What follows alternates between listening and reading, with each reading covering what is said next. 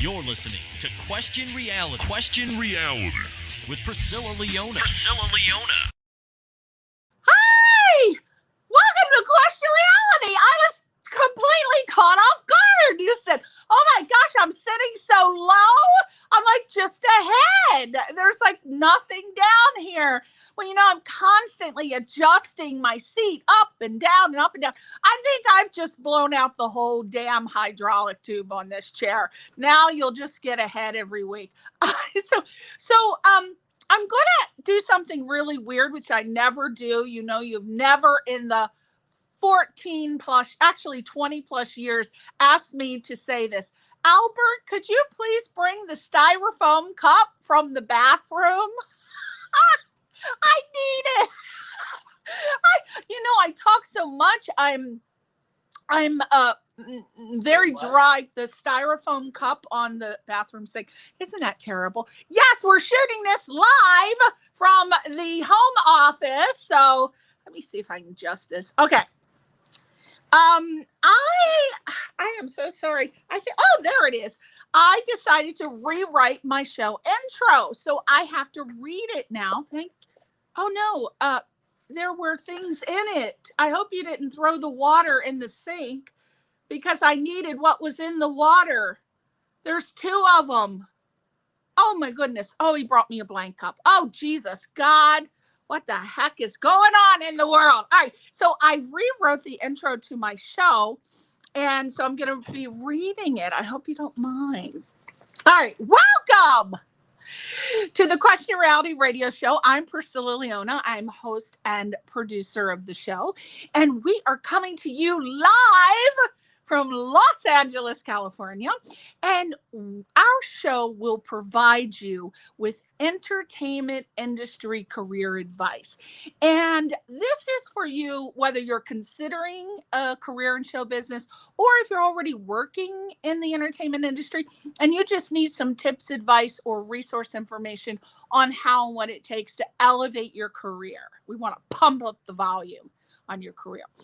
Our guests on this show have included Oscar nominees, Emmy winners, Grammy Award winners, Tony Award winners. We have reality TV stars. You know, I'm a huge reality TV fanatic, so you know I had to snag the reality TV people. And we just have a diverse range of show business professionals that come on in film, television, music, media, theater. We got you covered. If they're working in the entertainment industry, we are going to track those little people down and bring them on the show to help you.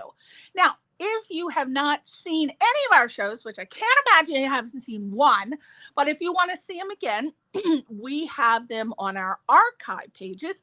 If you missed any of the episodes, here's how you can watch them. Number 1, you can go to our YouTube channel under my name, Priscilla Leona, Facebook pages, Priscilla Leona, or Question Reality Radio Show. Our website is questionrealityradioshow.com, and we're on LinkedIn, X, TikTok under Priscilla Leona. If you just go to Linktree, which people complain it's so hard to find people on Linktree because it's got that weird little URL with the link.tree.force. I don't know what it is. But anyway, we're on Linktree and it has all of our social media sites on there. Now, we ask you for a little itsy bitsy teeny weeny yellow polka dot bikini favor. Yes. If you enjoy our show and our guests, please go to our YouTube channel and subscribe. Also, all of our social media pages and follow or like. And what we will do is follow you back. Yes, we will subscribe. A lot of people just expect you to go to their channels and subscribe and like, and they don't even give you the damn courtesy of doing the same, but we do. I have people that see who have subscribed and liked, and I get the list, and then I go, and then I send a little comment. So there you go. Get a subscribe from me. Now, if you want to appear on our show, or you know someone who's working in the entertainment industry who would love to be a guest, please refer them on to be vetted. Who doesn't want to be vetted? The thought of being vetted just titillates me. So you want to go to questionrealityradioshow.com, questionrealityradioshow.com, and there's a page, contact, just your name. I think it's name, email, phone number, and website. I think that's all there is. And there you go. You're on the Lucille Ball assembly line to be vetted and maybe on the show. Okay, now time for the spotlight of the week, and it is Marilu Henner. Marilu Henner. Remember, she was on the show a couple weeks ago. She is a multiple Emmy award-winning director, and she has had a career that spans over 30 years. It is her impressive portfolio. She's done documentaries, she does sitcoms, she does procedurals, she does everything, film. And some of the shows that you might know her from that she's directed include the Miss Pat show, which I think she was just up for the Emmy for that show. She has done NCIS New Orleans, Black Lightning, Bull, Legacy, Sweet Magnolias, Station 19, Heart of Dixie. Just go on to imdb.com and look her up, Marilu Henner. Her credits, my God, there's too many. She also has lent her talents to Wizards of Waverly Place, Sister Sister, Girlfriends, The Game 12. Again, go to imdb.com. Now, what I want to promote is, in addition to her film and television work, behind the camera, she is an accomplished author of many, many books about the entertainment industry, how to have a career as a director, an actor, if you're a child actor, you name it. One of the books I want to promote is her latest edition, which has just come out. It's the 3rd edition of Actors Tell the Story, and it's available right now for purchase on Amazon.com and also directly on her website, MariluBelli.com. Marilu Belli, that's BELLI.com. And in my opinion, these books are just they serve as just invaluable blueprints and guides if you want to make it in the business, whether you're pursuing a career as an actor, a director, a producer. You got to check out these books. So these are essential reads if you are working in the entertainment industry. So please go there. Again, MariluBelli. Is it .com? Yeah, MariluBelli.com. Love that name. Best name. Okay. On for the sexy man. Ooh, ooh. I don't know what's wrong with me. You'd think I was on drugs. I don't even drink. I don't smoke. I don't do drugs. I'm just like this naturally. I don't know what's wrong with me. I think it's the guest. Okay. His name is Michael Orland. He is, oh, there's that cutie. Oh my gosh. Where are those? Oh, isn't he a little sexy thing with his power tie? Look at what it is. Power tie red. Woo. I hope Albert put the other pictures because I wanted to show you the other picture. Oh yeah, there he is with my heart, Adam Lambert. Oh my God, my husband and I were so upset that Adam Lambert didn't win, but you know what? It didn't even matter because he went into huge things. For those that don't know, he is, and I hope it's still valid, he is the lead singer for Queen. Oh God, I hope that, well, Michael will correct me if I'm wrong, but that's Adam Lambert in the middle. And then we've got, the gorgeous, hot, sexy Kristin Chenoweth working with Michael Orland. They do a lot of shows together. Is that Boy George on her shirt, my love? Oh my God, I wanted to be Boy George. I think it is, but I'm not sure. But that's Kristin Chenoweth. Huge star. Look at that. Marilu Henner and Michael Orland. And there was a reason I put Marilu Henner, her picture with him. I just found out this weekend that friends that we've had since 1999, he told me, sent me a text and he said, by the way, I know Michael Orland's coming on the show. Did you know that Lynette Lesko Henner Stahl was married to Lauren, her brother, and they're very good friends. Marilu, of course, is very good friends with Michael Orland because they work together. I did not know that. In all decades. I had no idea. But there you go. That's Marilu Henner. And oh, that's so small. I was hoping that'd be bigger. That's the American Idol logo. And do we have any other pictures? Or are we back to Michael's? But there we go. We're going to keep him on for a while. Yeah, so cute. All right. Now, Michael Orland has many titles. He is, oh God, there's so many. All right. So let me see. He's been a musical director, an associate musical director, an arranger, a pianist, a vocal coach. And I'm sure there are so many other titles because in the entertainment industry, you are usually multi-hyphenated. So there you go. If you got more than one title, this is a good thing out here. On the East Coast, my family said, why the hell? Why does everybody have 10 or 15 titles out there? I said, I don't know. We'll talk about it later. So anyway, you can find Michael Orland on, again, Linktree/Michael Orland, but he's also on Twitter and Instagram, if that's easier for you, at Michael Orland, and that's Orland. And let me tell you a little bit about Michael, just a brief bio.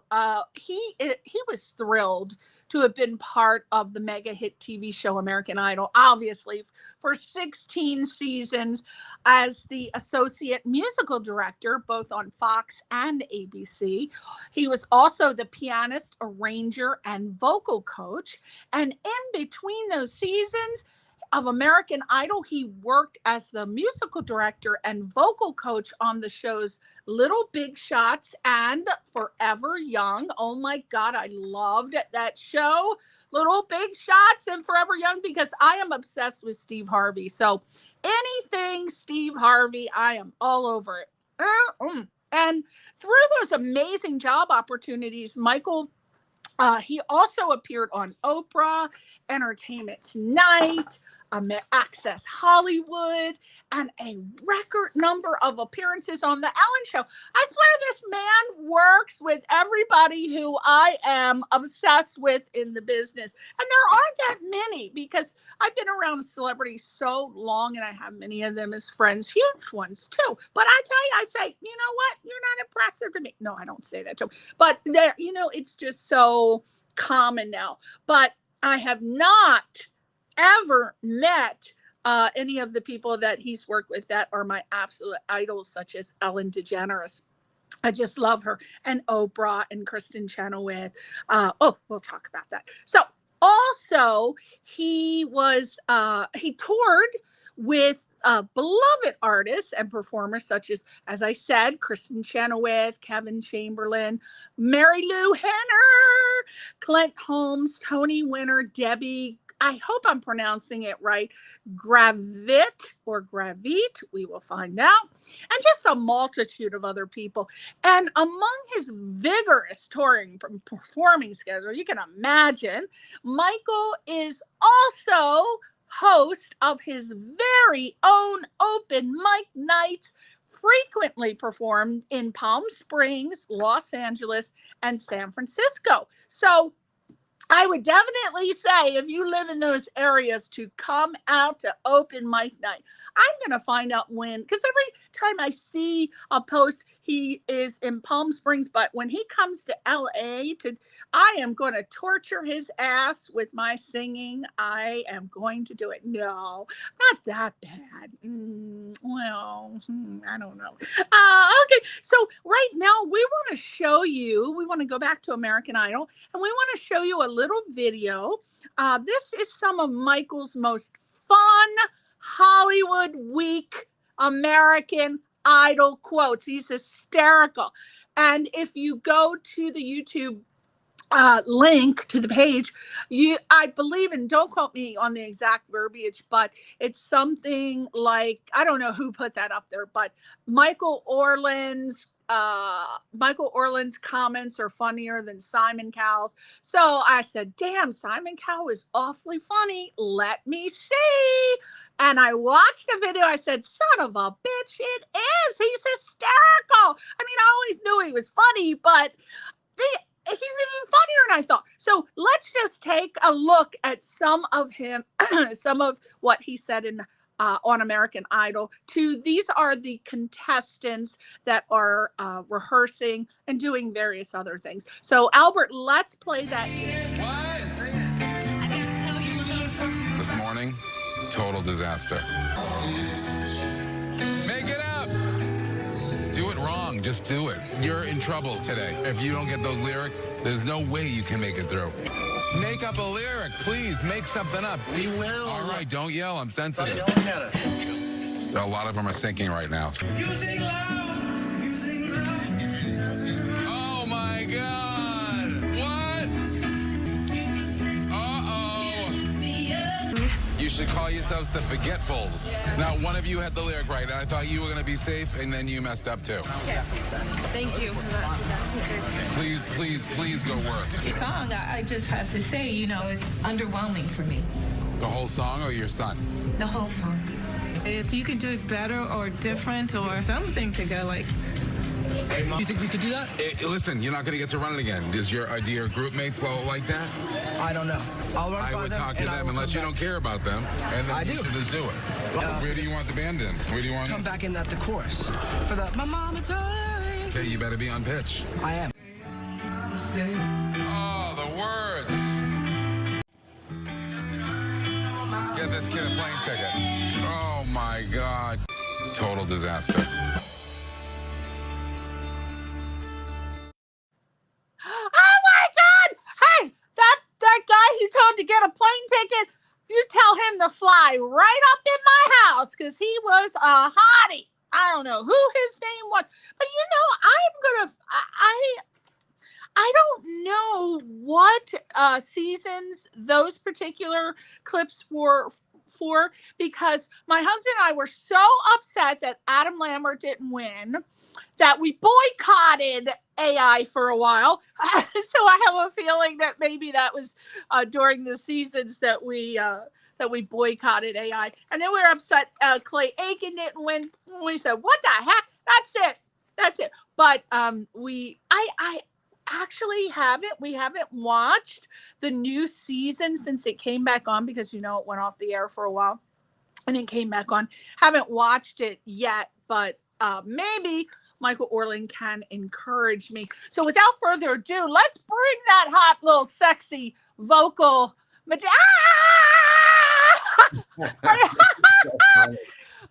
well, you know, I was, who is that guy that you told him to get a plane ticket? You want to hear what's so funny? That What? kid, I'm blanking on his name right now, but that kid went back the following season and won. He won the next year. The one I said get a plane ticket. Now he'd get a first class plane ticket. Yeah. He was flying in coach back then. But you know what's so funny is that it's so funny that I told him, you know, here's the thing. During Hollywood Week, now I haven't been on the show for a bunch of years. I haven't seen it either. So you're not. I haven't. Not alone. I haven't had a chance. I don't think a lot of people aren't watching it now. But listen. I send people all the time. I tell people they should still audition for it, even though the numbers are so down and like very few people watch it anymore. It's still a fast pass to show business, and it's still a way for people to get seen. And it's, you know, especially now, it's so hard for you to get noticed in the music business. If you get if you get 5,000 new followers by being on an audition episode, it's worth it. I tell people all the time. That's right. You know, you know, that kid, that they keep the kids up. I'm sure it's on purpose, like literally around the clock when they go to Hollywood Week. And that's back from season 1 and 2 and 3 and all the seasons, and Adam Lambert season 8. They make these kids like literally stay up around the clock, and they all get stressed out, and half of them lose their voices. And you know, they all get like tired, but they, you know, they're looking to make great TV, and it did, and it does for the most part. And that was the first season on on ABC. That clip that an amazing Idol fan put together, and it's so funny because I mean, they showed me doing all that on different episodes of Hollywood Week, but they, you know, all the kids always say to me when they would get onto like the top 12 or top 24, they go, "We were so scared of you at Hollywood Week. We didn't know you were so nice." I'm like, I'm the nicest, most loving guy you will ever meet. Yeah. I'm doing that just to have fun with everybody. You know, So that's most of those clips were from the first season? I was didn't see Kelly Clarkson. no, season 1 of ABC. So that Oh, was of that was ABC. the 16th Originally, it was season. Fox, right? Yes, it was 15 years on Fox, and that was the first season on ABC. Okay, so I haven't watched it since the first season then because I didn't so that was recognize the year any. this amazing girl, Maddie Poppy, won. And she's such a great girl, and I love her. And there's a bunch of successful people from that season. Now, here's the thing.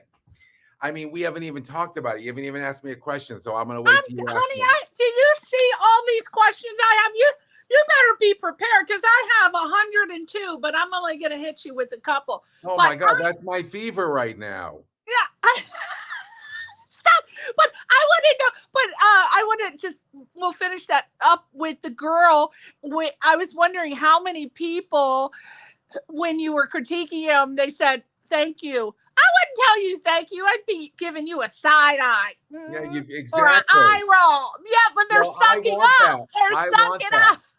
I perfected the eye roll, by the way. Just so you know. The eye roll and the side eye. At the side, okay. Now, what was it like?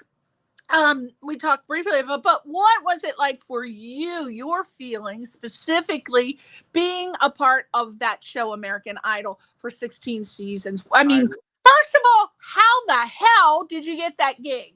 Okay, I'm going to tell you. So I tell everybody in this business, and you know this is true, Priscilla, that half of this business is knowing people and being at the right place at the right time. Because we all have incredibly talented friends who never got the break or who were too old by the time Idol came on. They were over the age limit or whatever. I mean, I have so many talented friends that are like brilliant and just haven't had that break. I happen to be at the right place at the right time for so many things. In 93 or 4, I forgot when it was, I was a rehearsal pianist for Barry Manilow. Okay. And who I idolized with my whole heart. And I think he's still today one of the greatest musicians ever. Yes. Still singing, 80 years old, still sings in his original keys. Like the man is the real deal. In the meantime, he what's crazy about it is that I was working for Barry as a rehearsal pianist, and the girl who was like his lead background singer, this beautiful woman named Deborah Bird, she was like every time they were putting a new background singer in the group, she would call me up and she'd say, "Hey, can you come over? I have to teach this new background singer all the parts and all the songs. Can you come over?" And she would call me in like for a couple days here and there. And then Barry Manilow did this Showstopper tour, which was all Broadway songs in the style of Barry Manilow. And I was rehearsal pianist for them. And this woman, Deborah Bird, was his lead background singer. And this amazing man, talented, so talented, Kevin Bassenson was Barry's conductor then. And they literally that was the music team on American Idol season 1. And they literally called me in one day and they said, Deborah Bird said to me, "This show is so up your alley. It's just started on TV. It's like catching on like wildfire. And we're having Burt Bacharach on as a mentor. And I know you know every Burt Bacharach song. Can you come in tomorrow morning and help us out?" And I was like, "You're not going to believe this." First of all, I had never heard of American Idol. And I love Deborah. But I said, "Deborah, I'm so sorry. A friend of mine asked me for a favor tomorrow. And I can't." It was 9:00 at night. I said, "I can't cancel on her right now. For like, I'm supposed to have lunch with her at noon tomorrow. I can't." Right. And I'll tell you in a minute who the friend was. Okay. But that was it. She said, "Listen, bug me again. This show is up your alley. You need to be on this show. It's so perfect for you." Like 3 weeks later, I called her and I said, "You ever need me, I will drop anything and I'll be there." She called me the next morning. She said, "Be at the Kodak Theater." It was the week of the season 1 finale of Kelly versus Justin. And she said, "Be at the Kodak Theater tomorrow morning for the whole week." I said, "What time are we done?" She goes, "I don't know. I'll see you at 8 a.m. I don't know what time we finish." And that was it. And I stayed for 16 years. So it's literally because I knew Deborah and Kevin that they even knew to call me in, and that they knew like I know every song because I've just been around forever. And I used to work in all the New York piano bars. So here's my fun story, Priscilla, that why I turned them down the first time, because you're going to love this. Estelle Getty from Golden Girls, who played Sophia, the mother. Yeah. I met her through a fluke meeting when I first moved to LA. We became fast friends, and we were friends for years and years and years before the whole. I used to go to the tapings of Golden Girls with her, and I just had the best time. She'd have me over at her house on Saturday nights, and we watched first run episodes, and she'd make her famous baked chicken and baked potatoes and homemade coleslaw. It was the greatest. She was a dear friend, and she had asked me this one day if I would come over for lunch because B. Arthur was coming over to bring her a birthday cake, and she wanted me to be there when B came over. So just the two of them, and I did not have the heart, and I was not that kind of friend. I to call her up at 9 o'clock and I say, sorry, I just got a gig tomorrow. I can't come. No. I do that to her. No. So do you believe it? And when my friend Amy Engelberg, who's a very successful television writer who I went to college with, she called me. I had told her, like, they called me and she goes, oh my God, call her back. Go, go, go. It's the best show ever. I'm obsessed with it. And she goes, there's this girl, Tamyra Gray and Kelly Clarkson. And I mean, she was like, call her back. And I go, I can't. I'll call her back soon. So, and that's, and it was such a lesson for me because I'm not usually good with the follow-up and going, when someone says, call me in 3 weeks and, I'll get you on here. I literally called her up. I said, you need me? I drop anything. Yeah. And that was it. I was so lucky. I almost missed my first chance at working on that show. But it was timing meant to be. Now, when you were there, was that your first exposure to Simon Cowell? And what did you think of him the first time with all of his critiques and stuff, if that wasn't the first? First of all, I mean, I love Simon Cowell. I think, he was obviously the voice of reason for everybody in America that used to say, thank you for saying what we were thinking. I think sometimes he said things to make Paula and Randy look foolish, like they didn't know what they were doing. But the three of them had the greatest chemistry. Paula Abdul is one of my closest friends in the world. I love her so much. She's going straight up. And she's over 60 years old. She dances. She can compete with any 25-year-old on the dance floor. Oh, yeah. And she still sings great. She's like, she's unbelievable. She's unstoppable. She's like a force of nature. She looks better than ever. Oh, yeah. She's gorgeous, and she dances up a storm. I don't know if you follow her on social media. She does these dances. I'm like, what the hell? Well, I just saw her in a commercial. I said, wait a minute, is this from the 80s? Because she looked so good. It didn't even look like a modern day Paula Abdul. I'm like, God, how does she look that great? She's gorgeous. Wow. She's gorgeous and one of the sweetest people. And I have to tell you, I mean, I loved the judges. I loved them. I loved the chemistry I had. There was nothing fake about it. It was not put on. In later years when there were other certain judges, it was not the chemistry that they had. They just had this magic chemistry, and they were all together for 8 years. Paula's last season, I think, was on Adam Lambert's season, Adam and Chris Allen. And it was after Paula left, it just really changed. Yeah, I didn't like it. It didn't have that same. I don't know who replaced her. It's been so long ago, but I know I missed her greatly. I remember. I don't know if you remember this comment. He had so many of them, but certain ones stuck out in my mind. I think you were on the show by this time. I think. Okay, remember when there was a vocalist and she was singing and she stopped and Simon said to her, very serious, he said, wow, do you have a vocal coach? And then she was so happy. She's like, yes, I do. It's Mr. blah, blah, blah. And he totally set her up because then he said, you know what? I want you to go and give him his money back right now.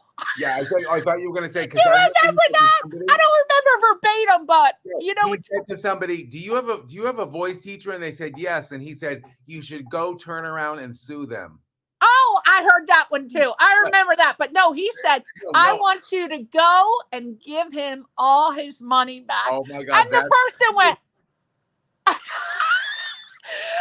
mean, who? Listen, I'm going to tell you something. I love it. I love him. He is a Libra like me. He's born on the same day, except October 7th. Except I do say he's 2 years older and way richer. Oh yeah. Listen, I think he's a great guy. I love him, and I'll never forget. it was Hollywood Week one year. I forgot if it was season 4 or 5, and I always went and played piano for all of Hollywood Week, and I remember I had to go into work the day my dog was being put down, and I was like so upset, and I had told Paula, and because Paula is such a dog person. Anyway, on the first commercial break, Simon came over to me and he said, "I just want you to know, Paula told me about your dog," and he goes, as much as I hate people, that's how much I love dogs. And he said, "I'm so sorry. My heart's with you today." And I just that was I nice. just thought, how nice. Now, what people didn't see is when people got voted off, he would, after the camera stopped running, he would go up to somebody and rub their back and say, "You know what I meant by that phrase? You know what I meant by that? I think you should do this." He's a Libra. He's such a lucky kid. Wow. He did it to be funny and fun and to stir it up a little bit. Oh my God, I love that man. So I know there's been so many, but I had heard this story, and I know you have a million of them. I thought, should I ask him? Okay, I'm going to ask him. All right, a friend of mine was working on the show. I won't tell you what season, but she said, "Oh my God, Priscilla, the stories I could tell you, one of the contestants who's a fan favorite steals all of our silverware." Do you know who I'm talking about? Or is that true? I don't know who you're talking about. Oh, you didn't hear that one. You're going to have to tell me later. But I'll tell you in private. But she said, "Oh my God, she keeps stealing this silverware." And she said, "Well, I haven't checked on anything else, but I think that she's stealing more stuff, but I don't know whether to say anything." And I'm like, "Well, don't ask me. If she wants, if she needs silverware, let her have the damn silverware." I used to steal the Splenda from the production office, so what's the big deal? Yeah, I mean, come on. She's gonna sell those bitches on eBay. Let her go. All right. So, now, so you have a similar, a couple funny memories. I'm all about happy and positive, no negative. Me too. No critique. So what are some of the funniest stories that you have dealing with a contestant? Hopefully they're ones that I love. Like, I loved Adam Lambert. I loved Clay Aiken. Clay is the best. I love him so much too. I like Tamyra Gray. Okay. I'll tell you a funny Clay Aiken story. It was the top, I want to say the top 3. It was down to Ruben, Clay, and Kimberly Locke. And they each had to sing 3 songs. One was the judge's pick, one was the producer's pick, and one was like Simon Fuller, who created the show's pick. Yeah. So my bosses, who were the most brilliant things ever, they created the show, Ken Warwick and Nigel Lithgow. They picked for Clay to sing Starry, Starry Night. Yeah.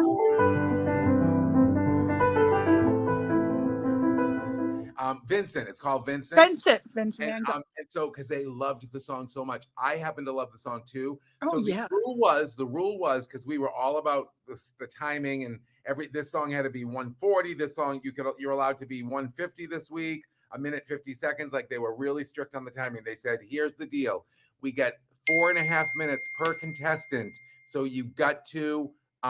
You need to make it so we thought an average of 1:30 each song, right? Right. So we're singing, we're sitting there going through Clay's 3 songs, and he said, "God, I don't love the song Vincent." I said, "Well, maybe what we'll do is we'll make the other 2 songs 2 minutes each, and then 1:45 minutes each, and then we'll just make Vincent 1 minute long." Because I said, "But it's such a great song. I'm sorry you don't love it." Well, Ken and Nigel came into the dress rehearsal and saw what the version he was doing, and they were like, "Who made this cut?" And I was like, "I did." The song, so I said his 3 songs add up to 4.5 minutes, but we made this one shorter and made the other 2 longer. He said, "You didn't do he didn't want to do the best part of the song. I want it in there." This was at dress rehearsal. He said, "Get a new chart made, give it to the band. That's it. I'm not. This is unacceptable." And I was like, "Oh my God!" And Clay didn't know all the words, and he literally had to go on live TV in front of, now this is the heyday of Idol when 30 million people a night are watching this show. And he had to sing the part of the song that he didn't even like. And he didn't even know. And I think he messed up the words, but it was the best. It was the best. He can make anything sound good. Yeah. Oh my God. I can't. What about Adam Lambert? Come on, give me a funny Adam story. I was obsessed with him. I was crying every single time he sang. He just evoked tears out of me. Adam Lambert just had it from day one. And I know. Yes. I know, Paula Abdul was a huge champion of him. I think, Randy and Simon were not as gung-ho, but how could you not see that? Well, because you know what they would do? They would use his theatrical experience. He had been on, like, I think, a national tour of Wicked. And yes, I saw him in that. And they used to say to the kids all the time, you do musical theater. And I wanted to say, you don't even understand. Being a little musical theater background makes you a better performer. Exactly. Adam brought the freaking theatricalness to it every single week. He brought a different look, a different outfit, a different style. And he made those songs his own. Every one. Like when he did Ring of Fire, I said, I never even liked that song before. Jesus God. And when he did Mad World. Ridiculous. And I remember Randy Travis was the mentor that week when he sang Ring of Fire, and Randy Travis was like, I don't get it. I don't think, and I wanted to go, what do you mean you don't get it? Because he's putting his own spin on it. That's the thing, is that we don't want to see anybody's karaoke. No. Yeah. And my favorite was, and not because he gave me a shout out that week, but my favorite was Disco Week, when he sang, we did like a killer ballad. Wait, don't tell me what it is. I remember this. Oh God, because I cried. How deep is your love? No, he did. He goes, if I can't have you. I don't want Yvonne Elliman. Yes. Yvonne Elliman. Yeah. He came into my session and he said to my partner Dorian Hawley and he said, I want to take a disco song and make it to a heart-wrenching ballad. And I was like, that's my specialty. Let's do it. And we did that. And he literally, when they said to him, Simon was like, oh, I thought you would have done, some, Donna Summer song or something. Yeah. Typical. And he took a disco song. He followed the rules, but he made it his own. And I remember him and that was literally, it was one day I had to go home early. I think I had a dentist appointment or something, and I leave early, and I left before he got on, and I knew he was going to be perfect. And I ran in my car to get to my dentist appointment early.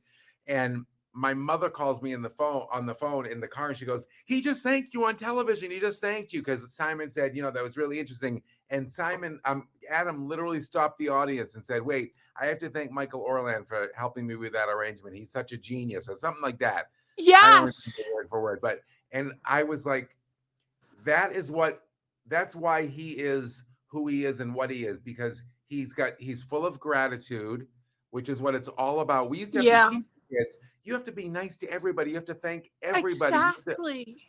You run into the same camera people every show you go to. When you go to the Grammys, you're meeting with these camera people on American Idol. You're not going to get shown on the Grammys. I can tell you now. That's right. Right. When he hit that high note, when I can't have you, I can't. Oh God, there's that part. If I can't have you, I don't want nobody to be. If I can't have. And he does that. I can't hit it. No, I know. He sustained that note, and tears just came. I don't know how he can do that. I wonder if it's just me. But I was crying at every song. He's superhuman, and his vocals are. And I don't understand, Michael, why he did not win. He was a fan favorite, and nothing against the other contestants, but I don't understand. I understand. I'll tell you this.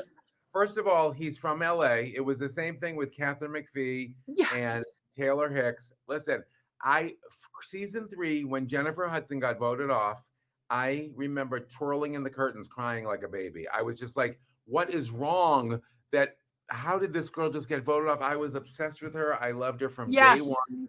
And I just thought, and then I watched her, like literally the next year she got Dreamgirls and she won the Oscar.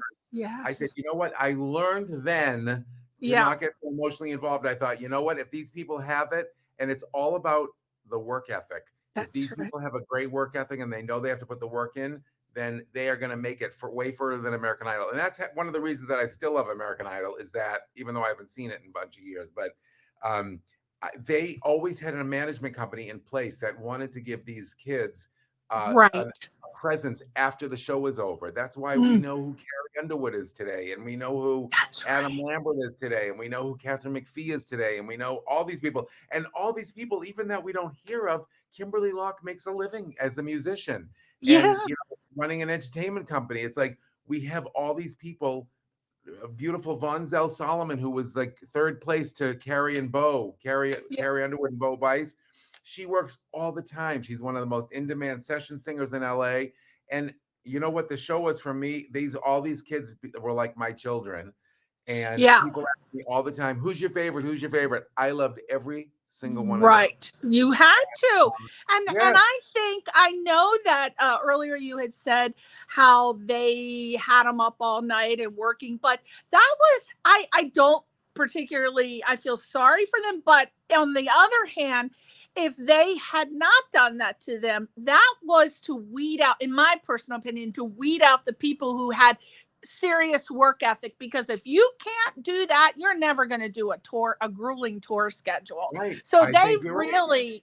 really found out what it was like. You want to be a star? We're not going to be paying you millions of dollars to sit around in your trailer. So I thought it was really good, because there were a lot of singers on American Idol, which were great. But when it came down to it, and they got signed. And again, I've had people told me they worked on the show, so they said that a couple of them said, you know what, this is not for me. This business, I can't do it. Their schedule is too grueling. They want too much. But look at Carrie Underwood. My God, that I know my friend said that they wanted her to lose weight, and she did the work. She put the work in it. She lost the weight. That's something that they wanted her to do. She was able to acclimate to that grueling schedule. But then there were some people who were fantastic on the show, and my God, they were great singers. I've never seen or heard from them again. Yeah, no, it happens. A lot of people just return to obscurity. But again, there are a lot of people we don't hear about today who work all the time. Clay and Ruben on a big, huge 20th anniversary tour of their win, and they played big, huge theaters all over the country.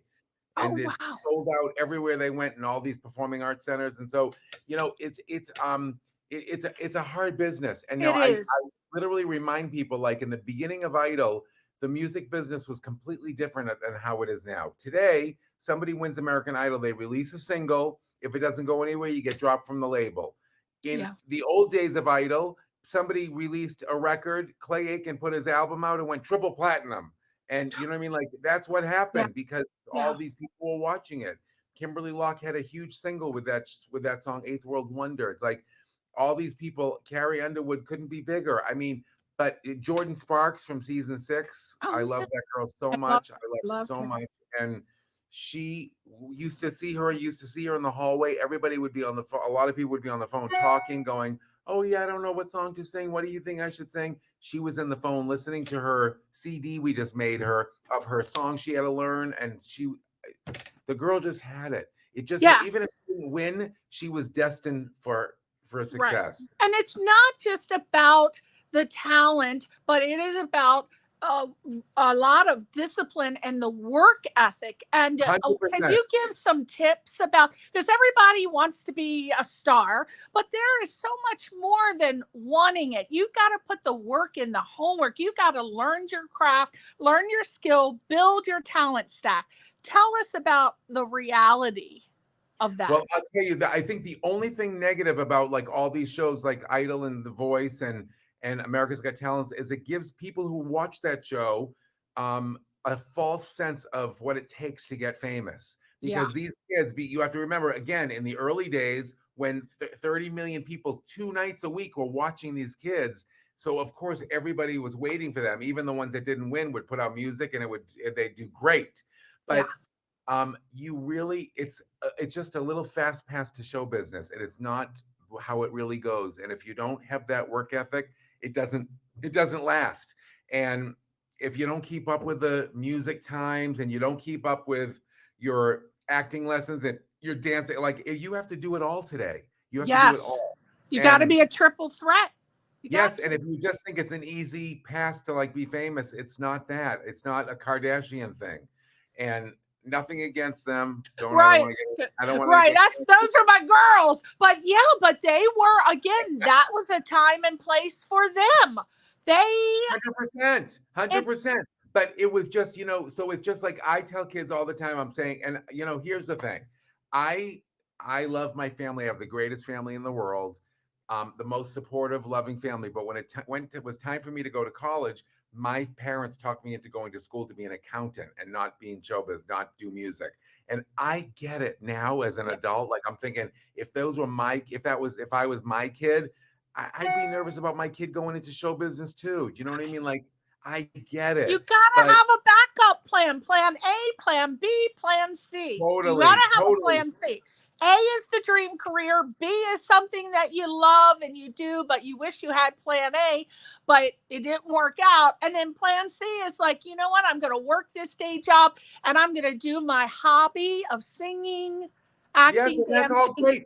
Listen, and community theater. Do it as a hobby. I love working with people who do it because they love it, and it's there's nothing at stake. But I will tell you this, and I've said this because there's a lot of really talented people. I have many students from the age of 7 to 70 and older, and 7 to in their 80s. And all I want to see is somebody. I don't even care if you've got a lesser voice or a smaller vocal range than X person, or if you are so passionate about what you do and there is nothing else you want to do. Now, there are oftentimes we have to get a straight job. We have to do a waiter job. Or I worked in piano bars. I say that was my waiter job. I worked 9 p.m. to 4 a.m. 6 nights a week in New York City piano bars. But that was my learning ground it was, I learned every freaking pop song and show tune ever written. And, and so, you have to sometimes do that, but it doesn't take away from. I went to school to be an accountant, and I was like, after 2 years, I dropped out. I said, I have to do music. I don't care what I have to do it. And I dropped out, and I moved to New York with a friend of mine, and she had a brother who was moving out of his apartment for a year to go somewhere, and we sublet his apartment. It just all worked out, and it was just like a timing thing.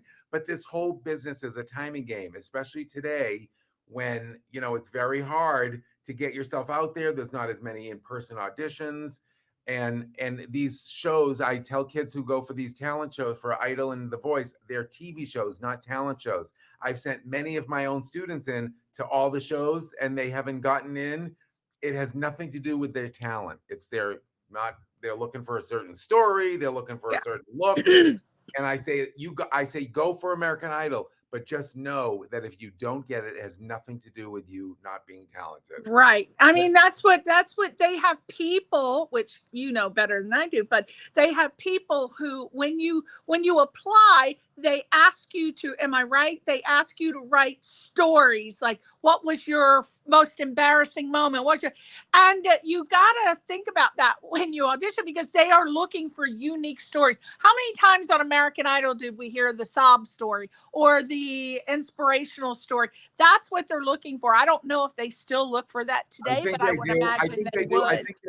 I think they look more for that now, because the ratings have dropped so low. They are just looking for any moment to go viral to make people go, oh, I got to watch that. Yeah. I mean, so it's but don't be making up any damn stories. Got to be real. My friend who I told you worked on American Idol, she was telling me that a couple of the contestants made up stories, and I don't know if they had people to verify, but I guess they got through, and then it was somehow.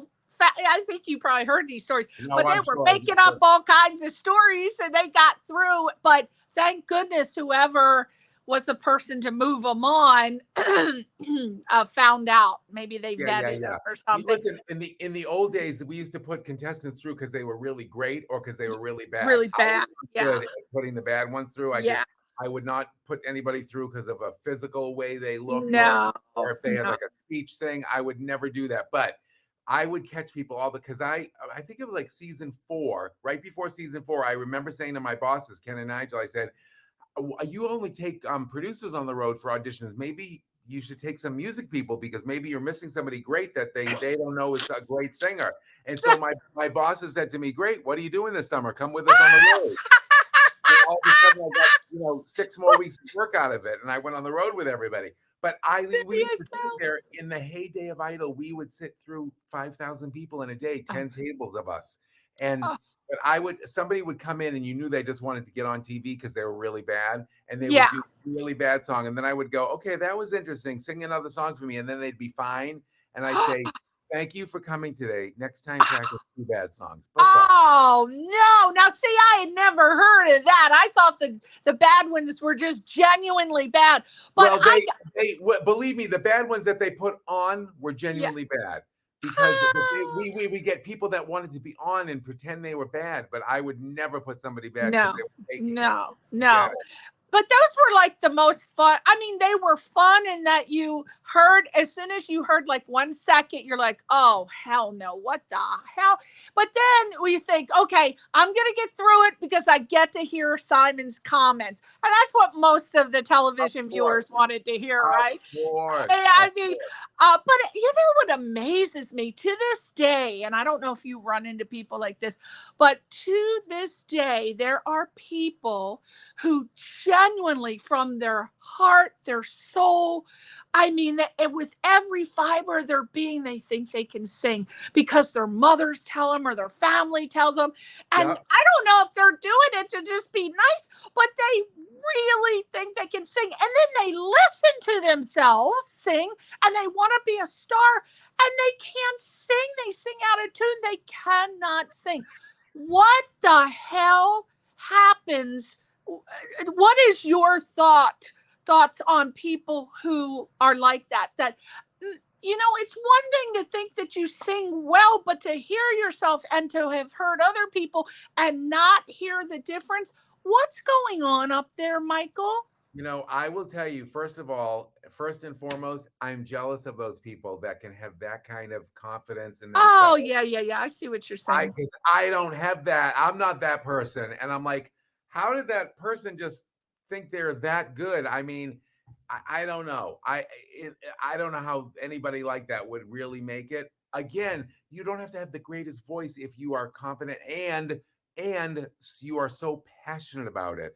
But you can't ever stop learning. You have to keep taking lessons. Yeah, but you got to be able to sing in tune a little bit. Right? If you can't sing in tune, I wouldn't do singing as a hobby. Yeah, these are people that I've been exposed to that cannot sing in tune and they don't hear it at all. That's really called indecent exposure. Yeah, I love that. Okay, so what were you most surprised? Who were you most surprised in all 16 seasons that was voted off, knowing that they were a fan favorite and you believed they're going to win? Who were you most surprised? For me, it was Adam Lambert. Okay, well, Adam Lambert he was still the runner-up. So he really never got voted off. He made it to the finale. Oh, yeah. Excuse me. Voted off. Right. Yeah, so voted off. I was not happy when I was, listen, when the top, Catherine McPhee season, Catherine and Taylor Hicks, and it was Elliot Yamin and Chris Daughtry. I was shocked when Chris Daughtry was voted off.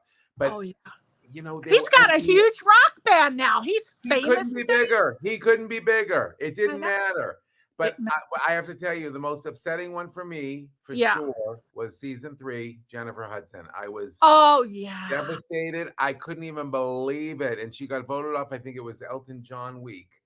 I think it was maybe Barry Manilow week. And like the mentors would come on, and I remember sitting on the piano bench with Elton John, and I think I had to change my underwear twice that day. And because I was sitting at his red piano with him and playing for the contestants, and and he was just blown away by her. I think she sang "Can You Feel the Love Tonight?" I'm trying to remember what song she did. But she's magnificent. And I remember watching Barry Manilow with her, and I think I forgot what song she sang of his, but he was blown away. Barry Manilow was so hands-on with the kids. He was like, he was the only mentor that said, I want to know what key these kids are singing in. I want to be there in the studio when you do their tracks. I want to be there for the arrangement. He was so hands-on. He's something. He's really something. And so I told you about the story about how I got Idol because of working Right, with Barry Barry Manilow. I still, to this day, whenever I see him, I say, I have to thank you for just because I knew you and was working with you. My career path changed because of knowing you and just being at the right place at the right time. And, you know, with the exception of Barry Manilow, who else that an icon legend singer was your absolute favorite surprise? Like, you had expected them to be one way and they were totally different, other than Elton John and Barry. Okay. I had the greatest time when Dolly Parton was a mentor. She was so down to earth and so funny and so great with the kids. I loved her so much. It was like ridiculous. There was a lot of fun laughs with when Mariah Carey, before she was a judge, she was a mentor on David Cook and David Archuleta season. And everybody was supposed to sing a song by her that she made famous. And I remember David Archuleta saying,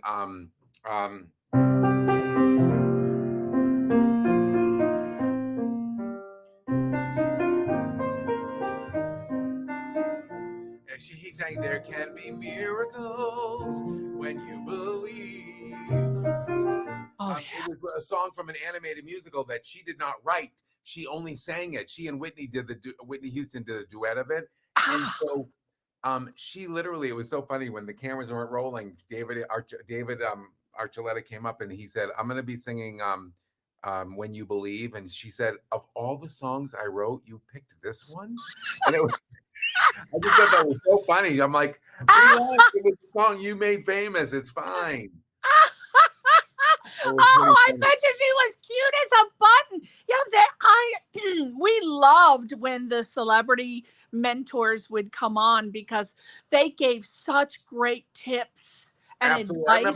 I remember Kenny Rogers came on. I remember Lulu. I remember Lulu from, that saying, those schoolgirl days. She's a British artist. Yeah. Wasn't that Dusty Springfield? No, but similar. That was I think Lulu saying, if you wanted the sky, you can ride a sky. Just her with love. Just her with love. Yes, just her with love. If I'm wrong, I'll Venmo you $10 next week. Yeah, all right. Look it up. Have Albert. Albert! Look it up, Albert! Yeah, I could have sworn that was Dusty Springfield, but you would know better than me. No, maybe not. No, but Dusty Springfield, I thought was, you don't have to say you love me. Just be close at hand. Yeah. Okay, we're going to look that up. I think it was Lulu, but anyway, Lulu was like, she was so great. I was obsessed with all these people. I remember when Jennifer Lopez was a mentor, I was like, oh my God, this woman is like the most gorgeous thing ever. I loved her. Okay. Who did she mentor? By the way, that is not on my end. That is Michael Orland. People are just contacting him. He's so popular. Okay. But Carly Smithson, do you remember that beautiful girl from American Idol? She was on David and David season. She was this beautiful girl from Irish girl. She had a lot of tattoos. She's look her up. She's watching us. What's her name? What was her name again? Carly Smithson. Okay. Amazing singer. She sang like a ballad version of Here You Come Again on Dolly Parton Week. Okay. The girl's amazing. And she was, it was a really funny, I wish I don't get in trouble for telling it. Don't tell it, honey. Andrew Lloyd Webber was a mentor, and she was going to sing a song. I forgot what it was. And he kind of talked her into changing her song to sing Jesus Christ Superstar. Jesus Christ, who the hell do you think you are? And that was the week she got voted off because I think people were like, no! Oh, she's gonna text me and tell me if I was not right. Oh, We were but singing you this great know, song. I think we were singing a song from Sunset Boulevard or something, and he was like, "No, I think you should change your song." And she ended up changing it, and she's saying, you know, who do you, Jesus Christ Superstar, who do you think you are? And America was like, "You're putting down Jesus Christ? I don't think so." oh yeah, somebody should have coached her on that. Is not to sing that song because people Well, are Andrew Lloyd fanatical. Webber told her to sing it, so she sang I know. it. What are you gonna do? Say no, Andrew Lloyd? No, won't be doing that. Oh my God. Well, you Oh my know, God. at the first season, when I saw Kelly Clarkson, I knew right away that she was gonna win. There was no ifs, ands, or buts, which is why I usually had 100% rating of guessing. That's why I was shocked when a couple of them were voted Well, off. that's why on season 2, Ruben won, not Clay. You were not happy, but they're I both. was not happy because I loved Clay. But it doesn't. That's why it's. I loved him. stopped getting upset because these people Yeah. that even didn't win, who could still have. Yeah, amazing I knew they were going to go on to great things. And you know, I was Fantasia Barrino. Oh my God. I Amazing. have never heard anyone in the history of this song being done, Summertime. Oh, no yes. one has sung that better than her. A friend No of mine one. was just at Carnegie Hall tonight. They did a tribute to Clive Davis, and my dearest friend Celeste, who's an amazing voice teacher in New York, sang. She said Fantasia brought Carnegie Hall down to its knees from doing Summertime. Oh yes, oh my gosh, and then to my regret, I have never heard Amazing. anyone sing "A House Is Not a Home" better, except Kristin Chenoweth. On Glee. Yeah, she sang it on Glee. I have her on my playlist, but Oh, two different versions, obviously. a But completely different version. But no, Tamyra Gray, I love her so much. She's so talented. whatever happened to her? She's still performing. She's still performing. She does a lot of theater. She went and did a couple shows on Broadway. She was on, once on the revival of Once on This Island on Broadway recently. She works a lot. She works a lot. We just don't, she's not on the radio right now, but Right. it's hard. It's hard. I don't know how they just keep themselves relevant in this business because everybody's here today and gone tomorrow. It's hard. It's very not a lot of staying power. I tell you. This was my other favorite thing about the evolution of social media and all that, because Yeah. when we started American Idol, there was no Twitter.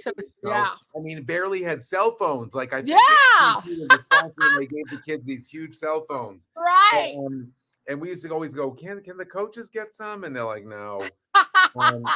So that's Yeah, why they had to go by the literal voting. I don't know how that show kept up with it, but the literal voting of people calling in. I remember I did it like 102 times for Adam Lambert. That's why I was so upset because I spent so much time doing that. But in that the was beginning of Idol, like I remember on season 2, I remember like Ruben and Clay and Kimberly and all the kids on season 2. They used to literally get 5 minutes each at a desktop computer with a dial-up modem and they would each get 5 minutes to read the AOL message boards because that's where all the fans were talking about them. Oh, And wow. that was it. And then as it grew, then Twitter came out like at season 8 or 9 or 10, and they would say to the kids, you can have Twitter accounts, but we have to run them for you. You can't say anything. And by the time the ratings started dropping in, 12, 13, 14, they were begging the kids to like go, please tweet, tease the audience of what you're going to sing. Because, people just stopped. Why did that show even go off the air? Why didn't it just continue? Oh, they switched networks? They switched networks. Yeah, it was over in 15 seasons. And, maybe it should have ended, but. Yeah, but if there's a penny to be made, they're gonna make it. Okay, absolutely. So now, in between your seasons on American Idol, you also worked as, correct me if I'm wrong, as musical director, vocal coach on the shows Little Big Shots and Forever Young. Oh my God, I used to love Little Big Shots. I don't remember Forever Young. I was trying and I was gonna look it up, but there wasn't time. Forever but I love. Was the Little Big Shots, but for seniors. It was like, it was such a great show. It was such a great show. It was only one season, and it was so much fun. And Steve Harvey was so funny with these older people, and there were these two sisters that like fought like cats and dogs. It was so funny. You look it up on YouTube. There was some really funny I episodes. will. But I love Little Big Shots because those kids were so funny naturally, weren't they? And there's a couple of singers that were unbelievable. There's one girl named Ella from she was from the Philippines, Elha, Ella. You have to look her up. I don't know if you remember her. She sang Chandelier. By Sia. Yeah. Yes. By Sia. Right. Yep. I remember her. And the reason I remember is because Albert is Filipino. And we were very upset that on American Idol, what was her name that wore the flower? Filipino girl, Jasmine. Yes. Yeah. What? She was wonderful. We were so sad about her. Working all the time. She's in Vegas. She works all the time. She does a lot of shows in Vegas. Oh, does she? Yep. Oh, where's she working in Vegas? Because we're vacationing there. We're going to go see her. Is she doing like one of those hotel She does like one of those reviews, and she does a lot of private gigs and stuff, but she still sings all the time. Oh, wow. We love to. Another singer from there, and they're just a very talented couple. Oh, Albert's going to say something to you. What? Oh, Albert wanted to know, what about Jessica Sanchez? Oh, my God. I love that girl so much. Oh, my God. Now that is a crazy voice. Wow. I know. I remember that. What do you know anything where she I've talked to her recently. I talked to a lot of these kids on social media. Yes, Jessica, I think, relocated to San Diego area, but she's still writing. She's very present on TikTok and, on social media. She's so talented. Now, that was a girl who, like, if you talked to her, you had to hug her to hear her, I used to say. She's like, I go, hi, Jessica, how are you? She goes, and she was so afraid of her own shadow. And then she would get on stage and just sing, like, listen to the song. I mean, it was like, she did the duet on the finale with Jennifer Holliday of, I am telling you. And then she would talk afterwards. She goes, hi, how was that? Was that okay? And I'm like, it was like crazy. Yeah, she was a little tiny thing, but a big voice. So how did you get the job? Was it because someone saw you on American Idol? No, it was Mike Darnell that used to run the reality TV department at Fox. He then moved to Warner Brothers, and that's where they did that show. And he brought me on to fix this girl, Ella. They had done a taping with this girl, Ella, and they said, this girl's such a great vocalist, and we don't know what happened. She's not strong enough. And they hired me to come in just to help her do her number. The girl, I'm telling you have to watch it. It's had millions of hits on YouTube. I'll send you the link later if you can't find it. And of her singing. Anyway, after she sang the song, Mike Darnell came up to me and said, now you got a permanent job on this show. From what I did with this girl. And it was the greatest. I work with this boy now who's 15 years old, a young blind young man, Gavin. His name is Gavin, and he was on this show when he was 7 years old. They brought him on to like sing the national anthem. The boy is so talented. He just started coming to my open mic nights, and he's 15 now. I just started working with him again. I just worked with him yesterday. Came to my studio, and it's so great. It's like insane, like all these talented kids and all these, everything. But it was fun. Little Big Shots was fun because it was from people from all over the world. It was not just it was all ages. That was a great show. So what did you do? Obviously through those job opportunities, you appeared on Oprah, Entertainment Tonight, Access Hollywood, and the love of my life, Ellen DeGeneres. Mine too. What did you do on each one of these? Oprah, Entertainment Tonight. On all those shows, they used to have. Well, Ellen was obsessed with American Idol and was like literally like one of the biggest viewers ever. And she used to love these kids. Well, starting season 4, Carrie Underwood season, every time somebody got voted off, we would go on. I would go on the show with the person that just got voted off and play for them. And so I was on that show over 70 times.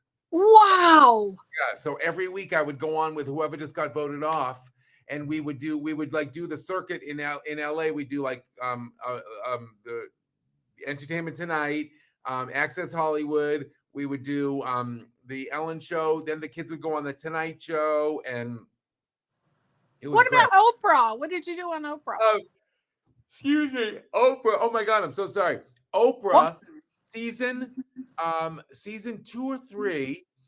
Oprah had on a show called she did an episode called King for the Day or Queen for the Day or something, and she Okay. granted wishes to a bunch of people, and one of the wishes was for this girl who wanted to audition for American Idol, and she never got on there, and so Oh, because her mom was sick or something, and so she literally flew Deborah Bird and myself down to Chicago to coach this girl, and she surprised her with Paula Abdul in the audience to give her a coaching at the end of the show, wow. give her a critique of her performance. And I remember she saying, oh God, my reflection. She's saying, "Ooh,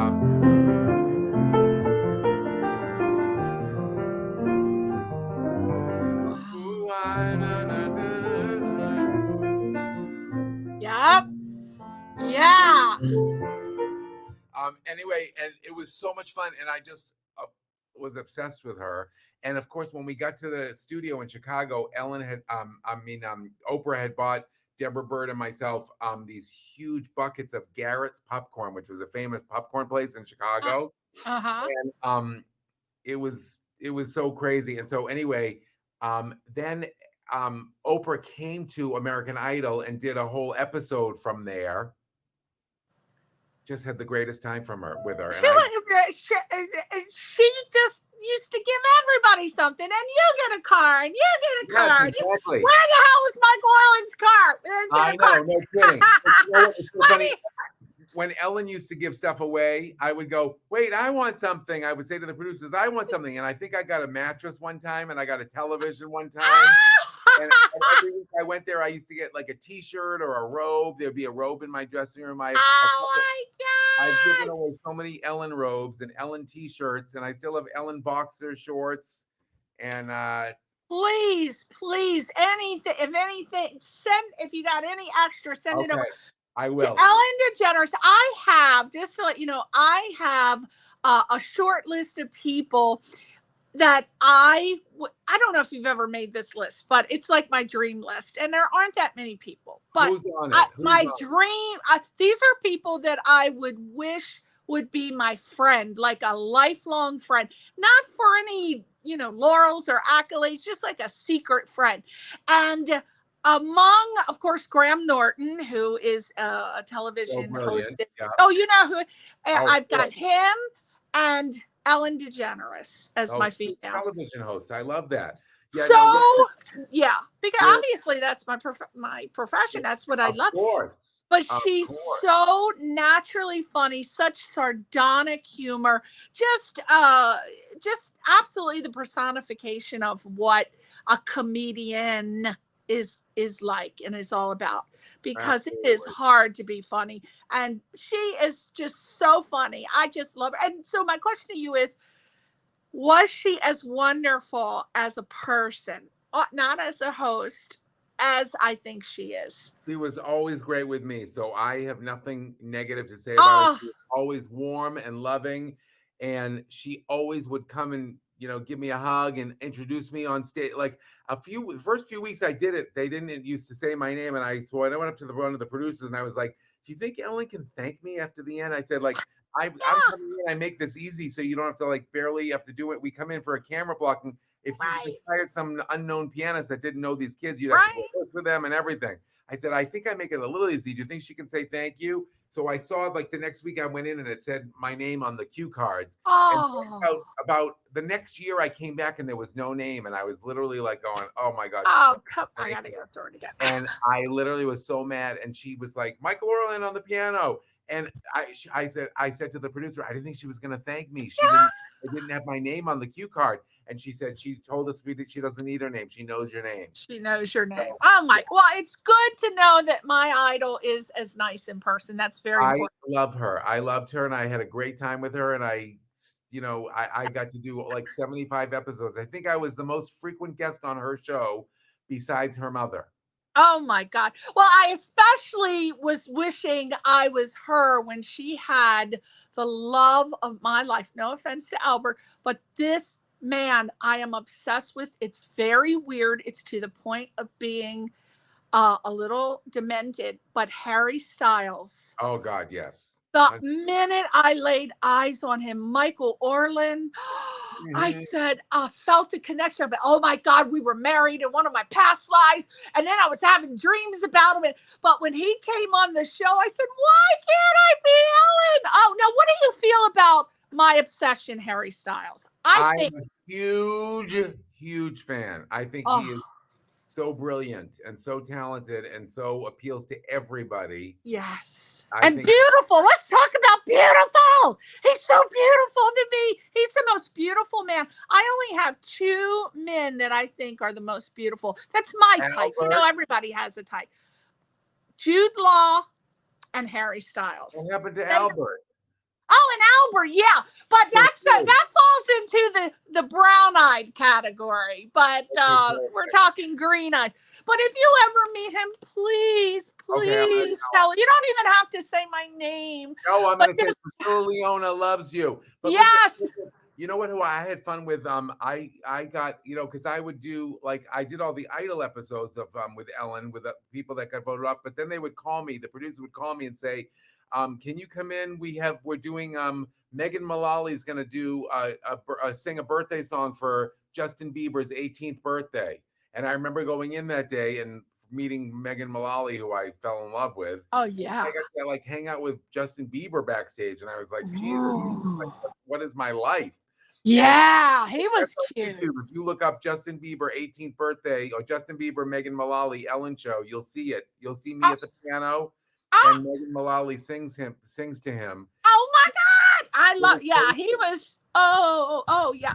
And now you playing for your nightclub and theater acts, as stated, you've toured with lots of beloved artists and performers such as Kristin Chenoweth, Kevin Chamberlin, who I don't know who that is, Marilu Henner. Well, Kevin was in a bunch of Broadway shows, including he was nominated for a Tony for Seussical and The Addams Family. But did you ever watch, there's a Disney Channel show called Jessie. It was really big. It was big on, it was really big on that. Okay. Like, I can't go anywhere without him, without kids like freaking out when they see him. He's like that Disney famous. You know what I mean? Okay. Like, all right. Right. And then Marilu Henner, Clint Holmes, and Tony Winner. Debbie, is it Gravitte or Gravitte? No, it's Gravitte. You were right the first time you said Gravitte. It's Debbie Gravitte. She used to be Debbie Shapiro before she got married.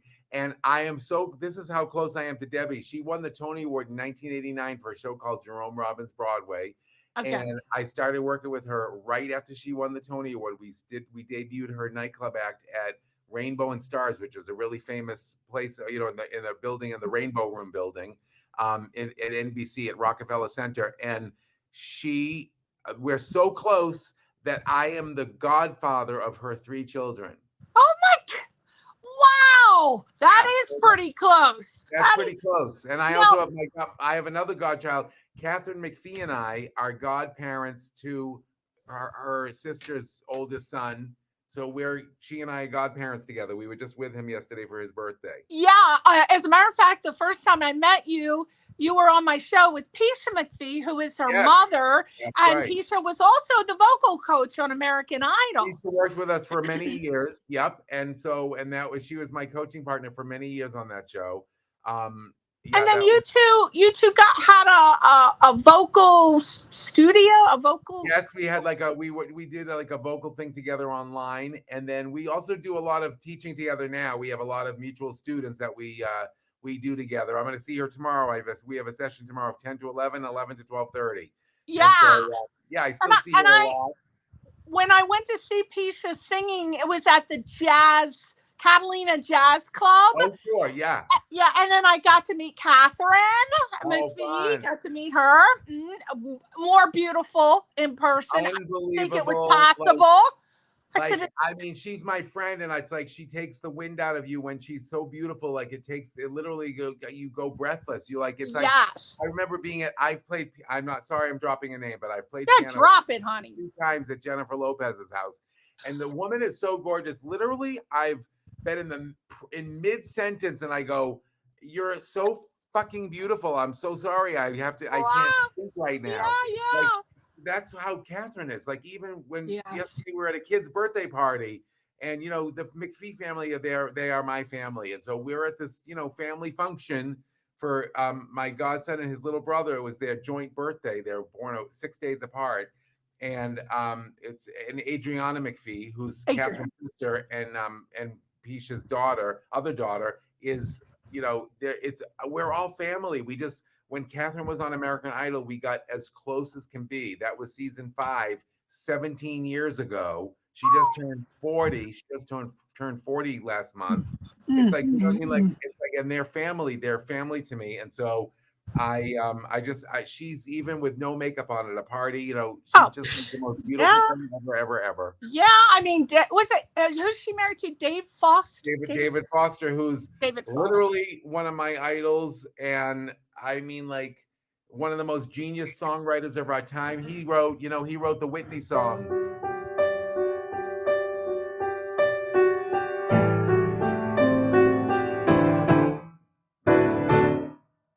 And I wish I could insert, but I just can't do it.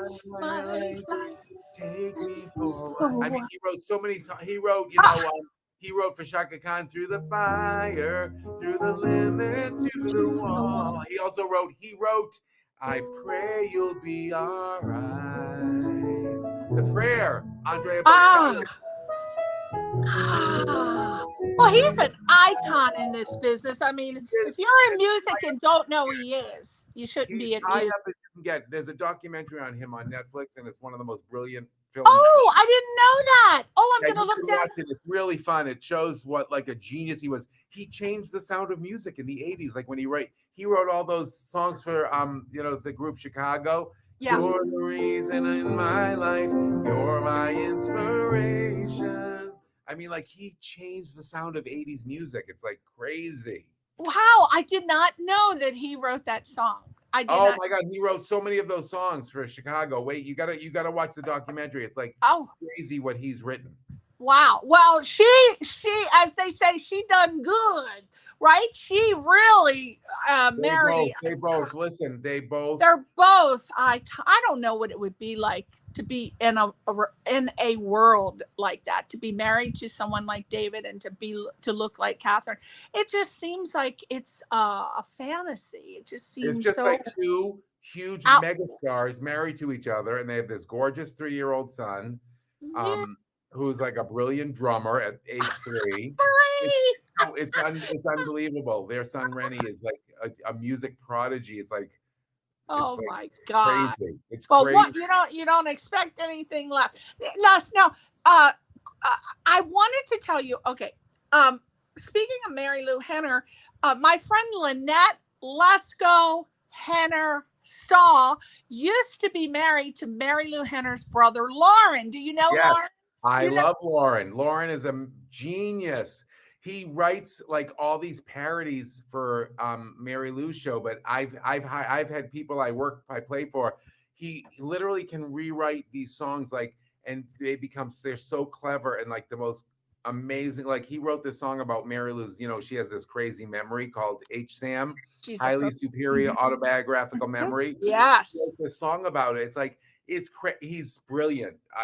Lauren is brilliant. I love the whole family. Her husband Mike is amazing. Her 2 boys are incredible. I love Lauren's 2 kids. It's like the whole family. They're amazing. Yeah.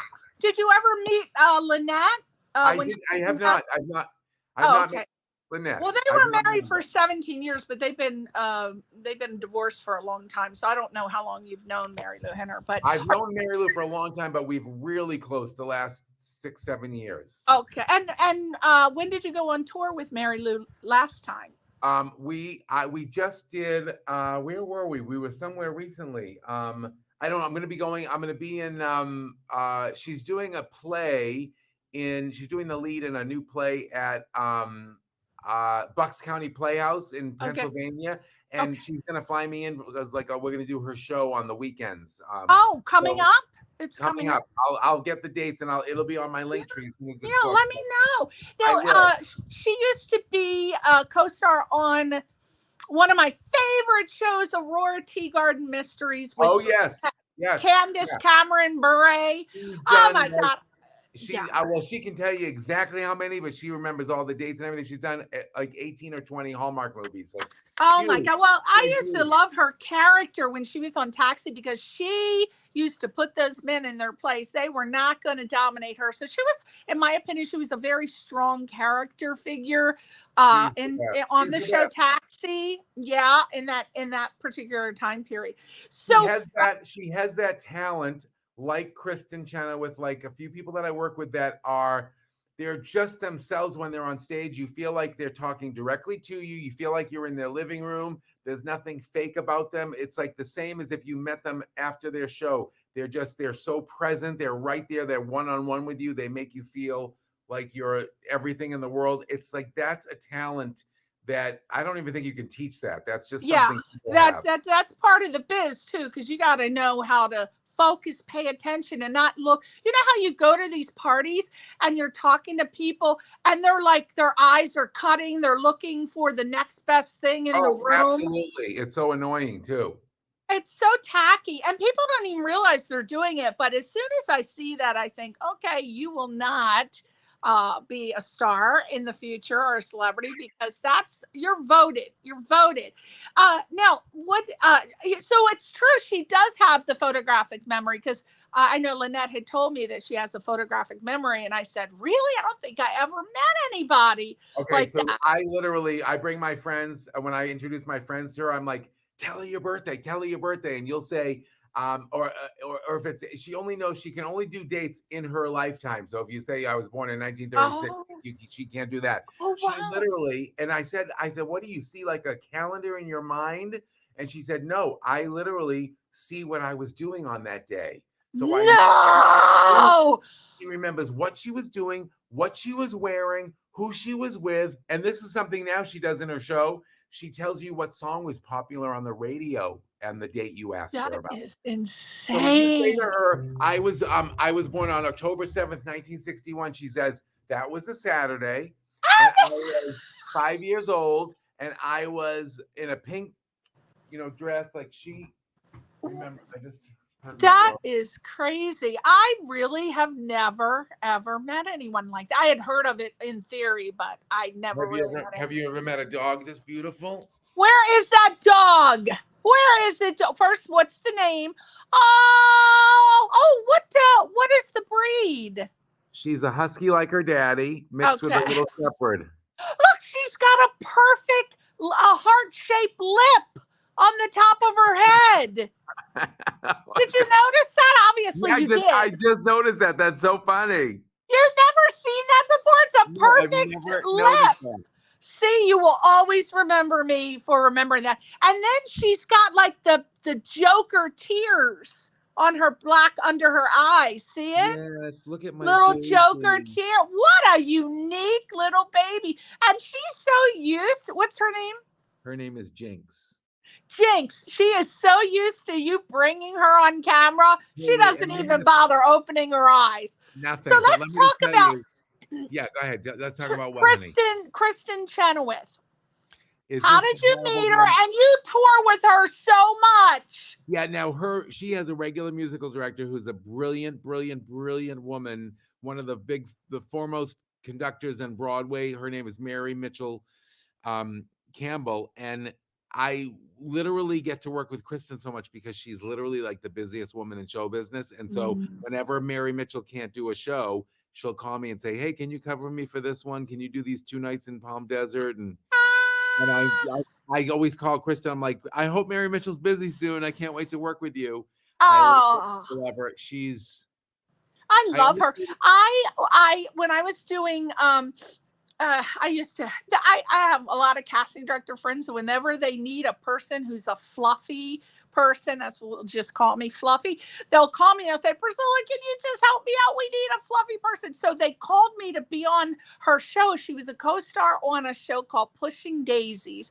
So I had a very small part, and I was praying that she was going to be shooting that day or I could get a glimpse, but she wasn't. But that was like, I love her. is one of the greatest, sweetest, down-to-earth, talented people I've ever met in my whole life. It's the most fun to travel with. Again, so much of this business it's not just talent, but like you have to be. I just did a show with my dear friend Lucy Arnaz, and who's Lucille Ball and Desi Arnaz's daughter. And she's like, you know what? Not only are you a great piano player, but you're a fun hang. I think you have to have that too. Like you have to be hanging with people too. You can't just be, it can't just be work. You got to market yourself, network yourself. And this is a schmoozy business. It is. A lot of people don't want to do it these days, especially during COVID, which I understand. But now you got to get your ass out there and schmooze. Now, let's talk about your open mic nights. You are frequently performing in Palm Springs, Los Angeles, and San Francisco. But every time I look, I'll have friends in town. And I say, let's go see my friend Michael Orland. I know because they love open mic nights. And I look, and you're always in damn Palm Springs. When are you ever in LA? Springs. Well, Palm Springs is the only thing I do really regularly. I do it the first Thursday of every month. I'm going to be there Thursday, May 2nd. Okay. I will tell you this. The amazing guy, Dan Gore, that owns Oscars. It's an amazing club in downtown Palm Springs. He called me like 2.5 years ago. He met me through some mutual friends of ours. Some mutual friends of ours told him about me. And then he called me up and he said, "Hey, you want to do your show out here?" And I go, "My show? I don't really have a show." He goes, "Yeah, you want to just come and sing and tell stories?" I'm like, "No." And I said, "What about doing like an open mic night or something? That I'll do." And he's like, "All right, let's try it and we'll see if it works." So he's like, we'll pay you and we'll put you up in a hotel and let's try it. It's now been going almost 2.5 years. And the first Thursday of every month, it is the most fun. Half the people that live in Palm Springs are retired people from New York or LA. And it's all old show business people, not old, but they're all retired showbiz people. And it's the most fun. I get the greatest, most fun people. A lot of my students come down there because it's like it's a venue to like get seen in, and like at least an outlet to sing. And it is the most loving, supportive audience you've ever seen in your whole life. A lot of the people that get up and do a song every week, like there's a gentleman, Charles Brown, who I'm doing a show with. I'm staying an extra day in Palm Springs and we're doing his show at Oscars on Friday night, the 3rd. And so it's been so fun. It's been so fun. And once in a while, I'll have like a different guest star come on and a co-host with me. Like I've had a bunch of kids from American Idol come on. Von Zell Solomon came on, and Michaela Gordon and David Hernandez. And I've had so many different people, and my friend Kevin Chamberlin and a bunch of people. A local director he's a local Palm Springs resident, Richard J. Alexander, who directs Barbra Streisand's act for the last 25 years. He co-hosted with me one night. It's just a fun, really fun, loving atmosphere. And I love doing it. It's literally like people come in with music, without music. They'll say, "I want to sing My Way by Frank Sinatra." I'm like, "All right, come on, let's do it." And I like faking things. I like just going with the flow. I like playing if somebody's singing a different key than I'm playing, and I'll just switch to their key. I don't care. You know what I mean? Like that's my years of working in piano bars in New York in the early 80s. I just learned how to do all that stuff. And I just love it. I love faking something. I love when somebody brings me something challenging and I don't know it. It's so much fun. That's like Albert. Of course, he's a software developer by day, but he's a jazz guitar player and bassist on the weekend. Cool. And he worked with so many different bands that he's able to, and I'm fascinated by this. If they're singing in the wrong key, he can switch and play any song in any key by ear. And I'm like, how the hell do you do that? Does he get an earache when he plays by ear? No. Oh, no. Now you got the same humor as him. Albert. I hope Albert enjoyed that one. But yeah, he said it's from playing because he plays jazz, blues, rock, disco, pop. There's no style he doesn't.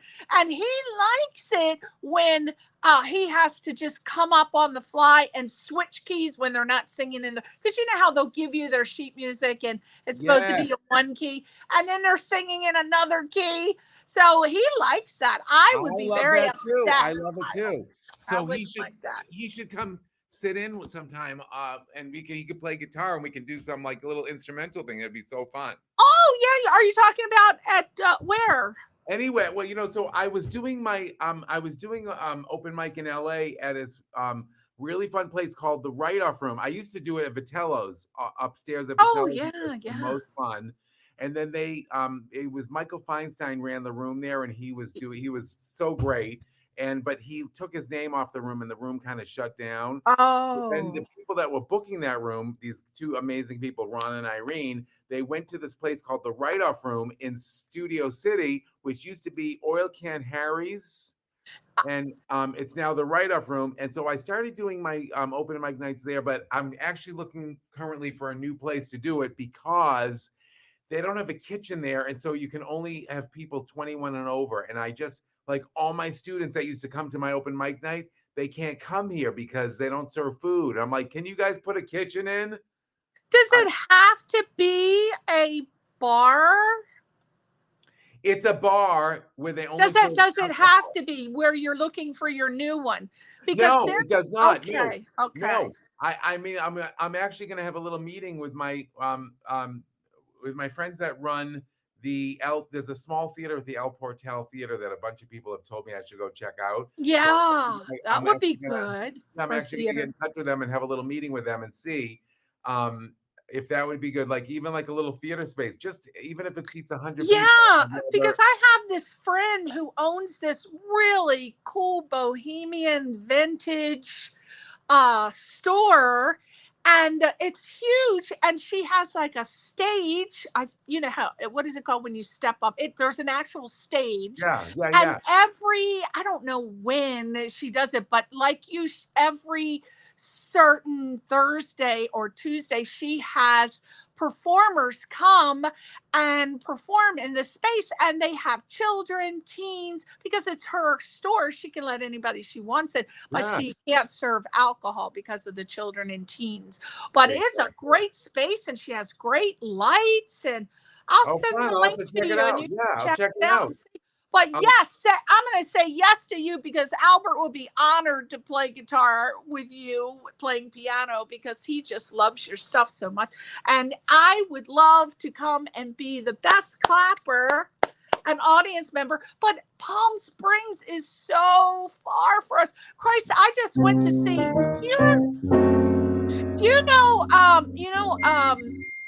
Remember back in the 70s, there was that hit show called What's Happening with Raj and Ernest Thomas.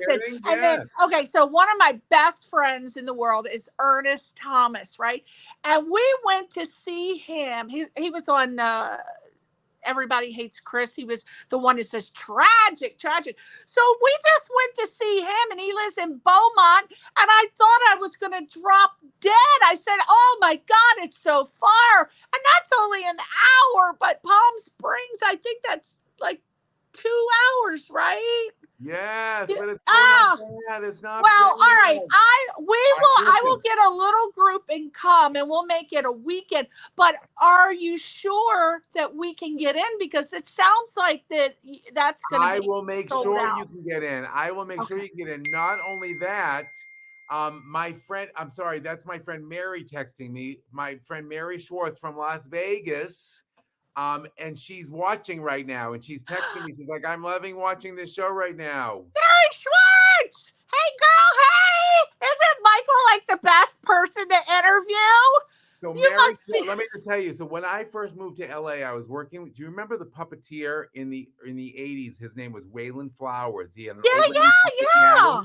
Yes. I was his music director, and one night Waylon said to me before we were in LA, but in between one of his tours, because I moved here to be his conductor and pianist, and we went to we went to what's the name of the club? Oh my God, it's a Roxy. We went to the Roxy, The Roxy. in on Sunset Boulevard. Yeah. And these two women were there. Mary and Barbara, and they went up to Wayan and they were like, "Oh, we met you in Vegas a long time ago, and we live in Vegas. We just came up for this show because that's our friend who's performing." And Wayan was like, "Come back to my house and meet my new musical director." And I literally was like, "What? You just invited these strangers to your house?" Oh my And God. I literally fell in love with these two ladies that night. We've been friends since that was 1987, 86, the end of 86. And one of them was Mary Schwartz. One of them was Mary Schwartz. The other was Barbara Salentini. They had a company at the time called the Handy Girls, where and they ended up selling these children books called the Handy Girls. The Handy Girls Can Do It. Like it was all like positive, pro female. Like you could be a little girl and want to build a house or whatever. And they had a wallpaper and painting company that they ran in Vegas. They did like all these huge jobs in Vegas. Did they do who's the guy? Wayne Newton? Did they do his house?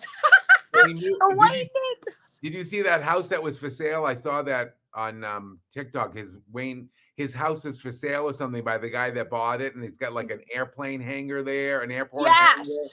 Yes. Well, I was trying to, the reason we wanted to go to Vegas, and I don't know if he's still doing his show, but when I was a little girl, I was obsessed with Donny Osmond, and he's been resident, right, in Vegas for a while. I went to see my friend Keith Harrison was his conductor for a couple of years, and I went on my 60th birthday to Vegas with 5 other friends of mine. And we all went to see Donny Osmond on the night of my birthday, and Keith got us backstage to meet him. It was the most fun show ever. He was so nice. He was so great. It was so fun. I never thought I'd ever see him in person. I was just a little girl, but God, I loved him. I cried a month when he got married. But we went to see him and Marie at the Pantages when they did the show. Michael, oh my God, I was blown away. They did rock, they did jazz, they did blues, they did, and Marie got a 5-minute standing ovation doing, was it Madame Butterfly? Opera. Yeah, I know, I've heard it. I couldn't believe, and what I love most about her, because I always say that everybody who's born should always have, when you walk down the street, you should have your own theme music playing and a wind blowing through your hair. And she literally had a fan blowing through her hair. I loved it. She was fabulous. So I love them. I don't know if you ever remember there was only a show on for one season only. I think it was on Fox. I'm not sure. And I was a vocal coach on it. It was called Celebrity Duets. And it was and the judges were David Foster, Little Richard, and Marie Osmond. How crazy is that? Yes, I remember that. I got really close to Marie that season of the show, and it was the most fun show ever, produced by Michael Levitt, who's a television genius. And it didn't get picked up for a second season. It was the most fun ever. It was like the contestants were like Lucy Lawless, oh my God, the girl from oh my God, I'm so old right now, I can't remember. Yes. Anyway, it was the most fun ever. Wow. Oh my God. Yeah. I mean, we would just die to meet Donny Osmond. Albert was in love with Marie Osmond as a child. So we bonded when we first met over us being obsessed with Donny and Marie. So hopefully one day I'll meet them in person. But that's why we're going to go to Vegas. And I was going to try to sneak backstage and then like grab a piece of his hair or something. Oh my God. You're so or funny. maybe. Listen. I love Vegas so much. That's where my friend Mary lives. But listen, I'm going to tell you, I'm wearing this shirt I'm wearing tonight. Oh, yeah. I love that. Now, are you a card player? I love playing cards, but I love machines more. Oh yeah, I like the machine. That's for sure. Now, you're open like that, so we're gonna surprise you if you can get us. I'm gonna let you know when I'm gonna. Okay, well, you can come to Palm Springs anytime. I will make sure we save you a table in the front. Okay. But if not, I'm going to let you know when I find a new place to do my open mic in LA, I promise. Okay, definitely LA. We'll be there. Now, you offer coaching via home, FaceTime, and Zoom. Who are you offering your vocal coaching to? Just professional singers, or do you need, beginners, intermediate, advanced? Anybody who wants to be, anyone who loves it that much, I want to work with them. It doesn't matter what level you're at. It doesn't matter if you're a beginner. It doesn't matter if you haven't sung in 20 years and you want to get back into it. I want to help you. It doesn't matter if you've been doing the business for a bunch of years and you want to find some new songs to work on. I love doing all of it. I love it. I love it. I do it all day, every day, and I can't get enough of it. I love it. So, for example, if I contacted you and I said, hey, Michael, I would love to master the song Cold, Cold Heart by Elton John, where the Dua Lipa thing, would you be able to help someone like me? I would totally work on that with you, and I would just help you come up with your own version of it, so it's not like a karaoke version. Yeah, no. Well, even though Albert says to tell Michael that I sing in the devil's tritone. I don't know what that means. Is that not a compliment? Albert will try anything once. No, I'm actually not that bad. That doesn't sound good. I don't know what it means, but I don't think so. So how would someone contact you for your services? Well, my phone number is, I'm kidding. You scared the hell out of me. I'm like, he must be high over there. No, I'm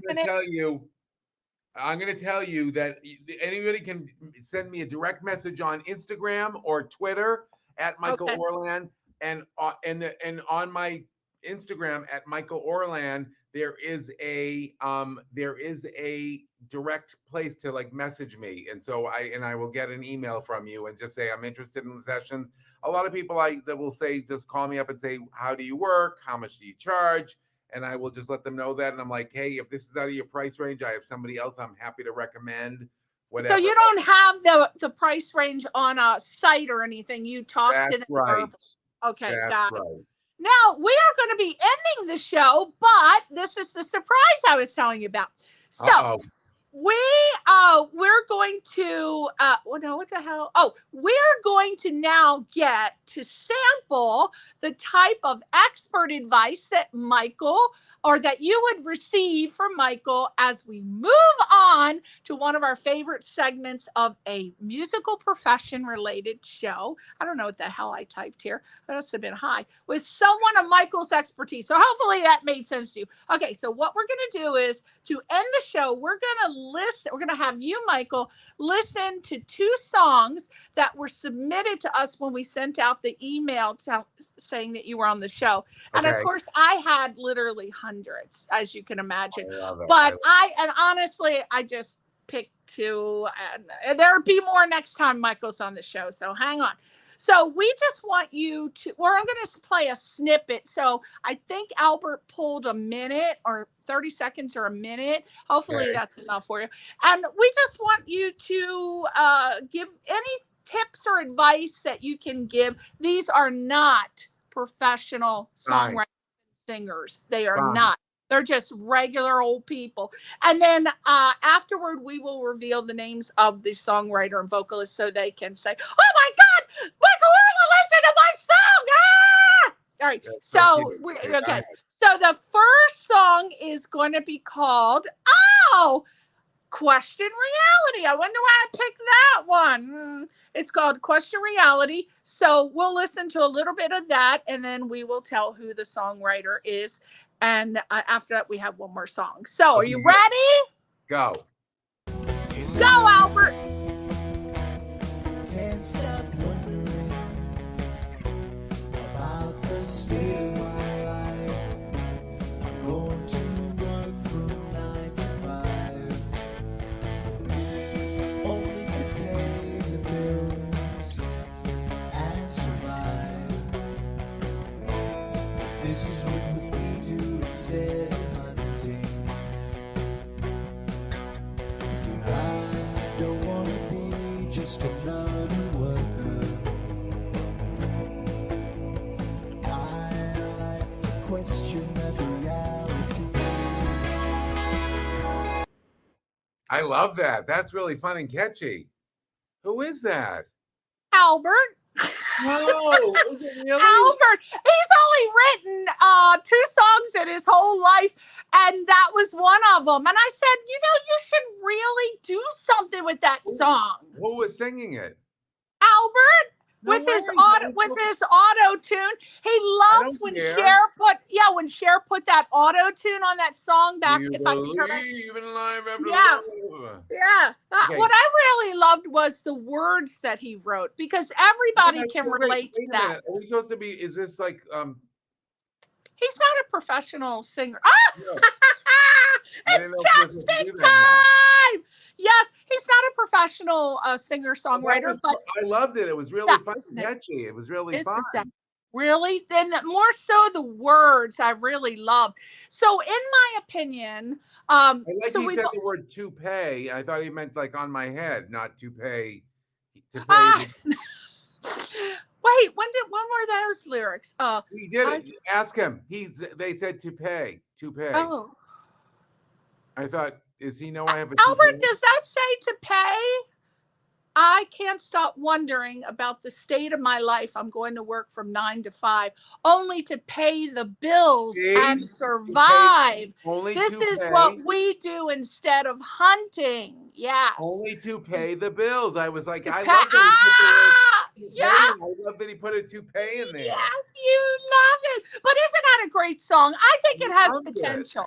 I said, I'm going to write a whole film around. I'm going to produce a film around that. Okay. So great critique from that. So you don't have any notes. No, I would like to hear the whole song one day. All right. We're coming over your house. We'll play it.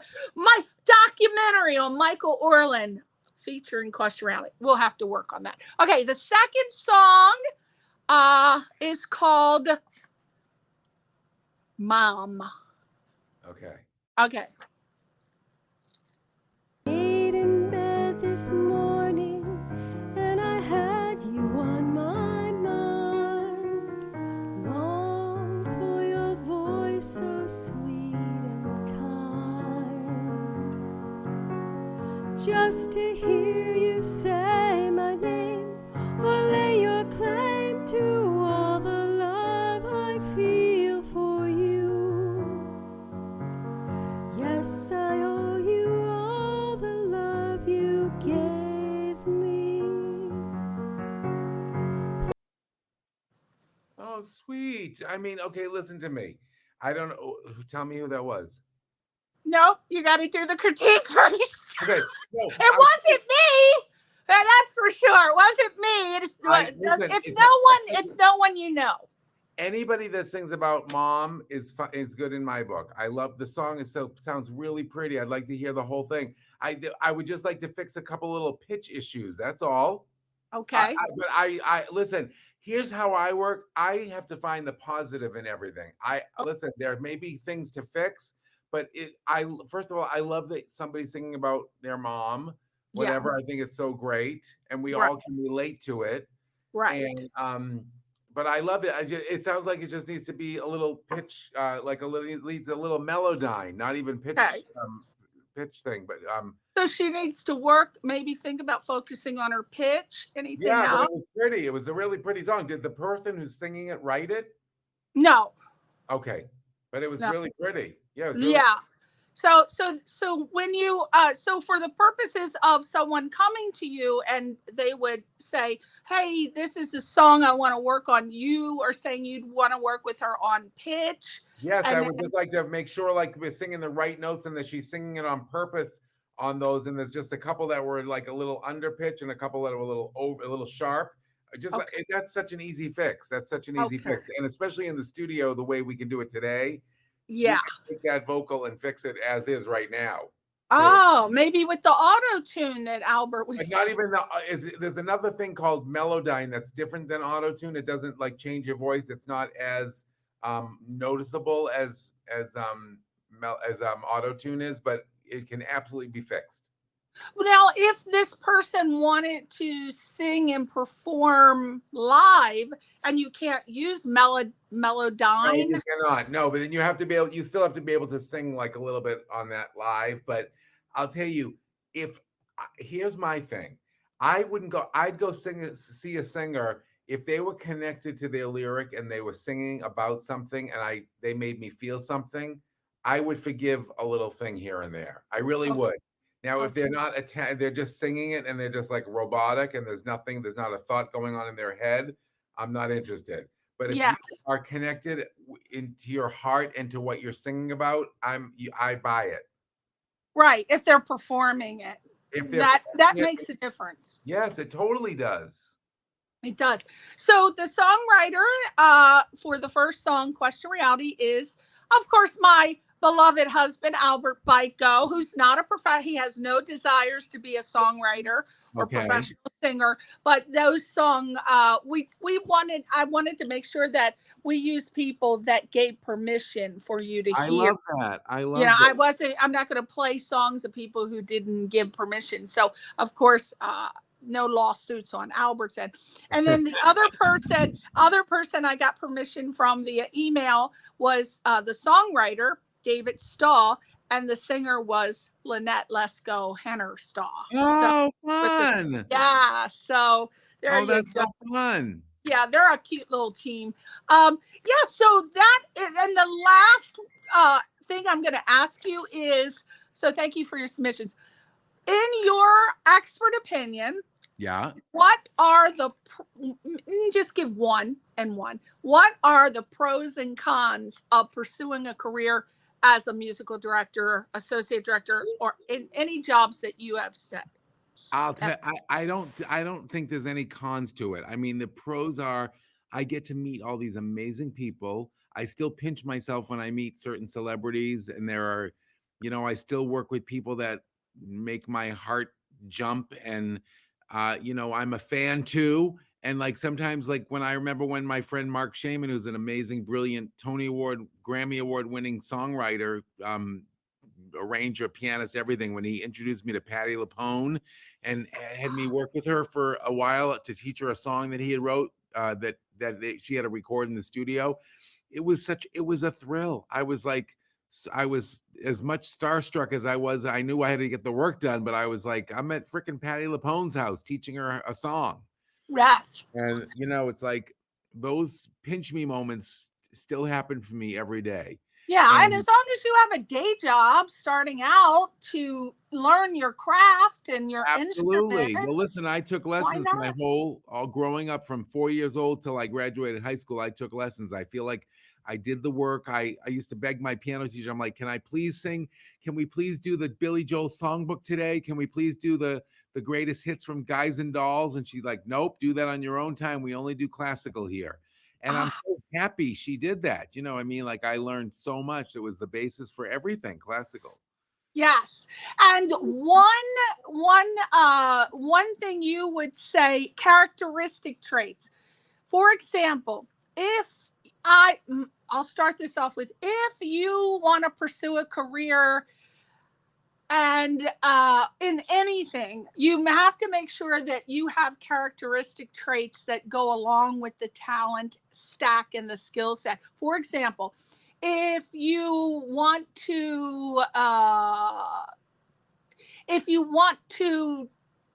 don't want a job taking care of children, don't get a job as a babysitter, because you're not going to have the patience when they scream, and you're not going to want to change the diaper. So what advice can you say, 3 characteristic traits of pursuing a career in your field?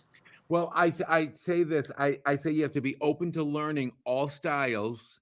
You have to have social skills, because people have to want to work with you. So it's not just having the talent, but it's like being a game player and a team player, and like getting along with people and wanting to, like, I think just also approaching everything with a positive attitude. I am not that person that wants to be mean and wants to be like, tell somebody what they need to fix and do all this. I want to approach somebody with love and humor and encouragement. And like, we didn't give voice lessons on American Idol. We gave these kids confidence, and you watch these kids grow week after week because they got more and more confident when they went out there on stage. And it's like, That's what I think one of my gifts is that I love to make people feel confident. And you can watch the most shy performer with an amazing voice become this amazing performer when they get more and more confident. And that is a thrill to me.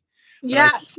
you have to have those, those character traits that you can be loving and supportive. You can, you have to do this business with love. I know people that do it with negative and the mean thing. It doesn't work for me. It doesn't work for me. I need people to love what they're doing. We're doing show business. We're making music. I have so many people that come to me that go, I'm so depressed. I had the worst day today. I had the worst week last week. My dad's sick. This one's not doing well.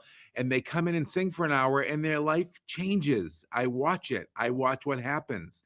And this is what music does for people. And I get to be part of that, that change for people. And it's just it's thrilling. It's thrilling to me. Well, you have definitely, you've made it in the biz, my child. Albert sent me a note. Albert, are you saying that Devin Nash, you have Devin Nash's song? Because that is the one I wanted Michael to hear and close the show. We're going to close the show out with, do you have that so we can close the show out? Okay, we're going to close the show out. Okay, we're going to end the show. First of all, I want to thank you so much. Thank you so much for having me. You are wonderful. Thank you for being on here and your time, your effort, your sage advice. I'm sure everybody's going to be writing me about this interview. And you better let me know, and we better do a part 2. Obviously, we could talk for hours. I have to get a little. Yes, we do. What do you have to work your day job tomorrow? Yes, I'm an accountant during the day. During the day, yeah, you're counting that damn money you're making. That's what you're counting. You're so funny. I am musical directing this week the Jerry Herman Awards at the Pantages Theater on Sunday, and it's 80 talented high school kids from Southern California that all compete for the top 2 prizes that win the best theater performer, and they go to New York to be in this thing called the National Awards called the Jimmy Awards. And it's the most fun ever. This is my 7th year doing it, and I'm so excited to go be back. And we're back at the Pantages Theater this year, and so I literally have all this music to prep tonight. Oh my God. Well, let you get on your way. Look on his link tree, because I was going to read all of your stuff, but you literally have so many things going on. Where's it? Can you see it? Where is it? Look at the stuff that you have on your link tree. I was going to read all of that, and I'm hoping it's all up to date, but I was going to read more about it. Look at, we made my dog fall asleep. Jinx, yes. Okay, so we are going to let you hear this song as you float away. This is, let me tell you, Mr. Michael Orland, I want you to hear this singer. His name is Devin Nash. Real quick, I'm a reality television fanatic, and I was watching 90 Day Fiance, and I heard this song being played. I lost my mind. I went on iTunes. It wasn't there. I searched and searched and searched. Finally, through my expert research, I found him, the person, and I told him what happened. He said, I never gave permission for them to use my song. And music supervisors often do this, but luckily for me, they did. So this song is called OD. He's a phenomenal singer, and I know when you hear this song, you're going to love it. So let me just play this out. This is OD by Devin Nash, and just fall asleep to it until it's only a little bit, and then you can just, okay. And we'll see you next time. Albert, play Devin Nash. I can't wait. Don't hang up, because I'm looking at you. This is a really great song. I love it. We'll do a little interpretive dance. She's held with this heaven in her eyes, and it's so marvelous and so damn hard to miss. It's a good song. God, what a great voice. It ain't right the way that she came into my life. It makes her hard to trust and so damn dangerous. Because I'm thinking about her future, and that ain't what she's used to. He's a good-looking guy. She don't wanna confuse us. I said she don't wanna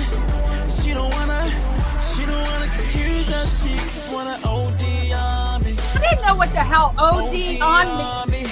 It's about a person who is obsessive about like everything. You are everything. To the point where you gotta stalk her. Yeah. Here you go. Overdose. I want Harry Styles to overdose. Where are you? But do you love his changes? I think it's a great song. You love it? Could you dance to it? I would dance from a sitting position. Yes. Me too. All right, sweetie. Thank you so much. So fun. Thank you to you and Albert, and I'm so happy to be here, and we'll do it again. Bye. Bye, darling.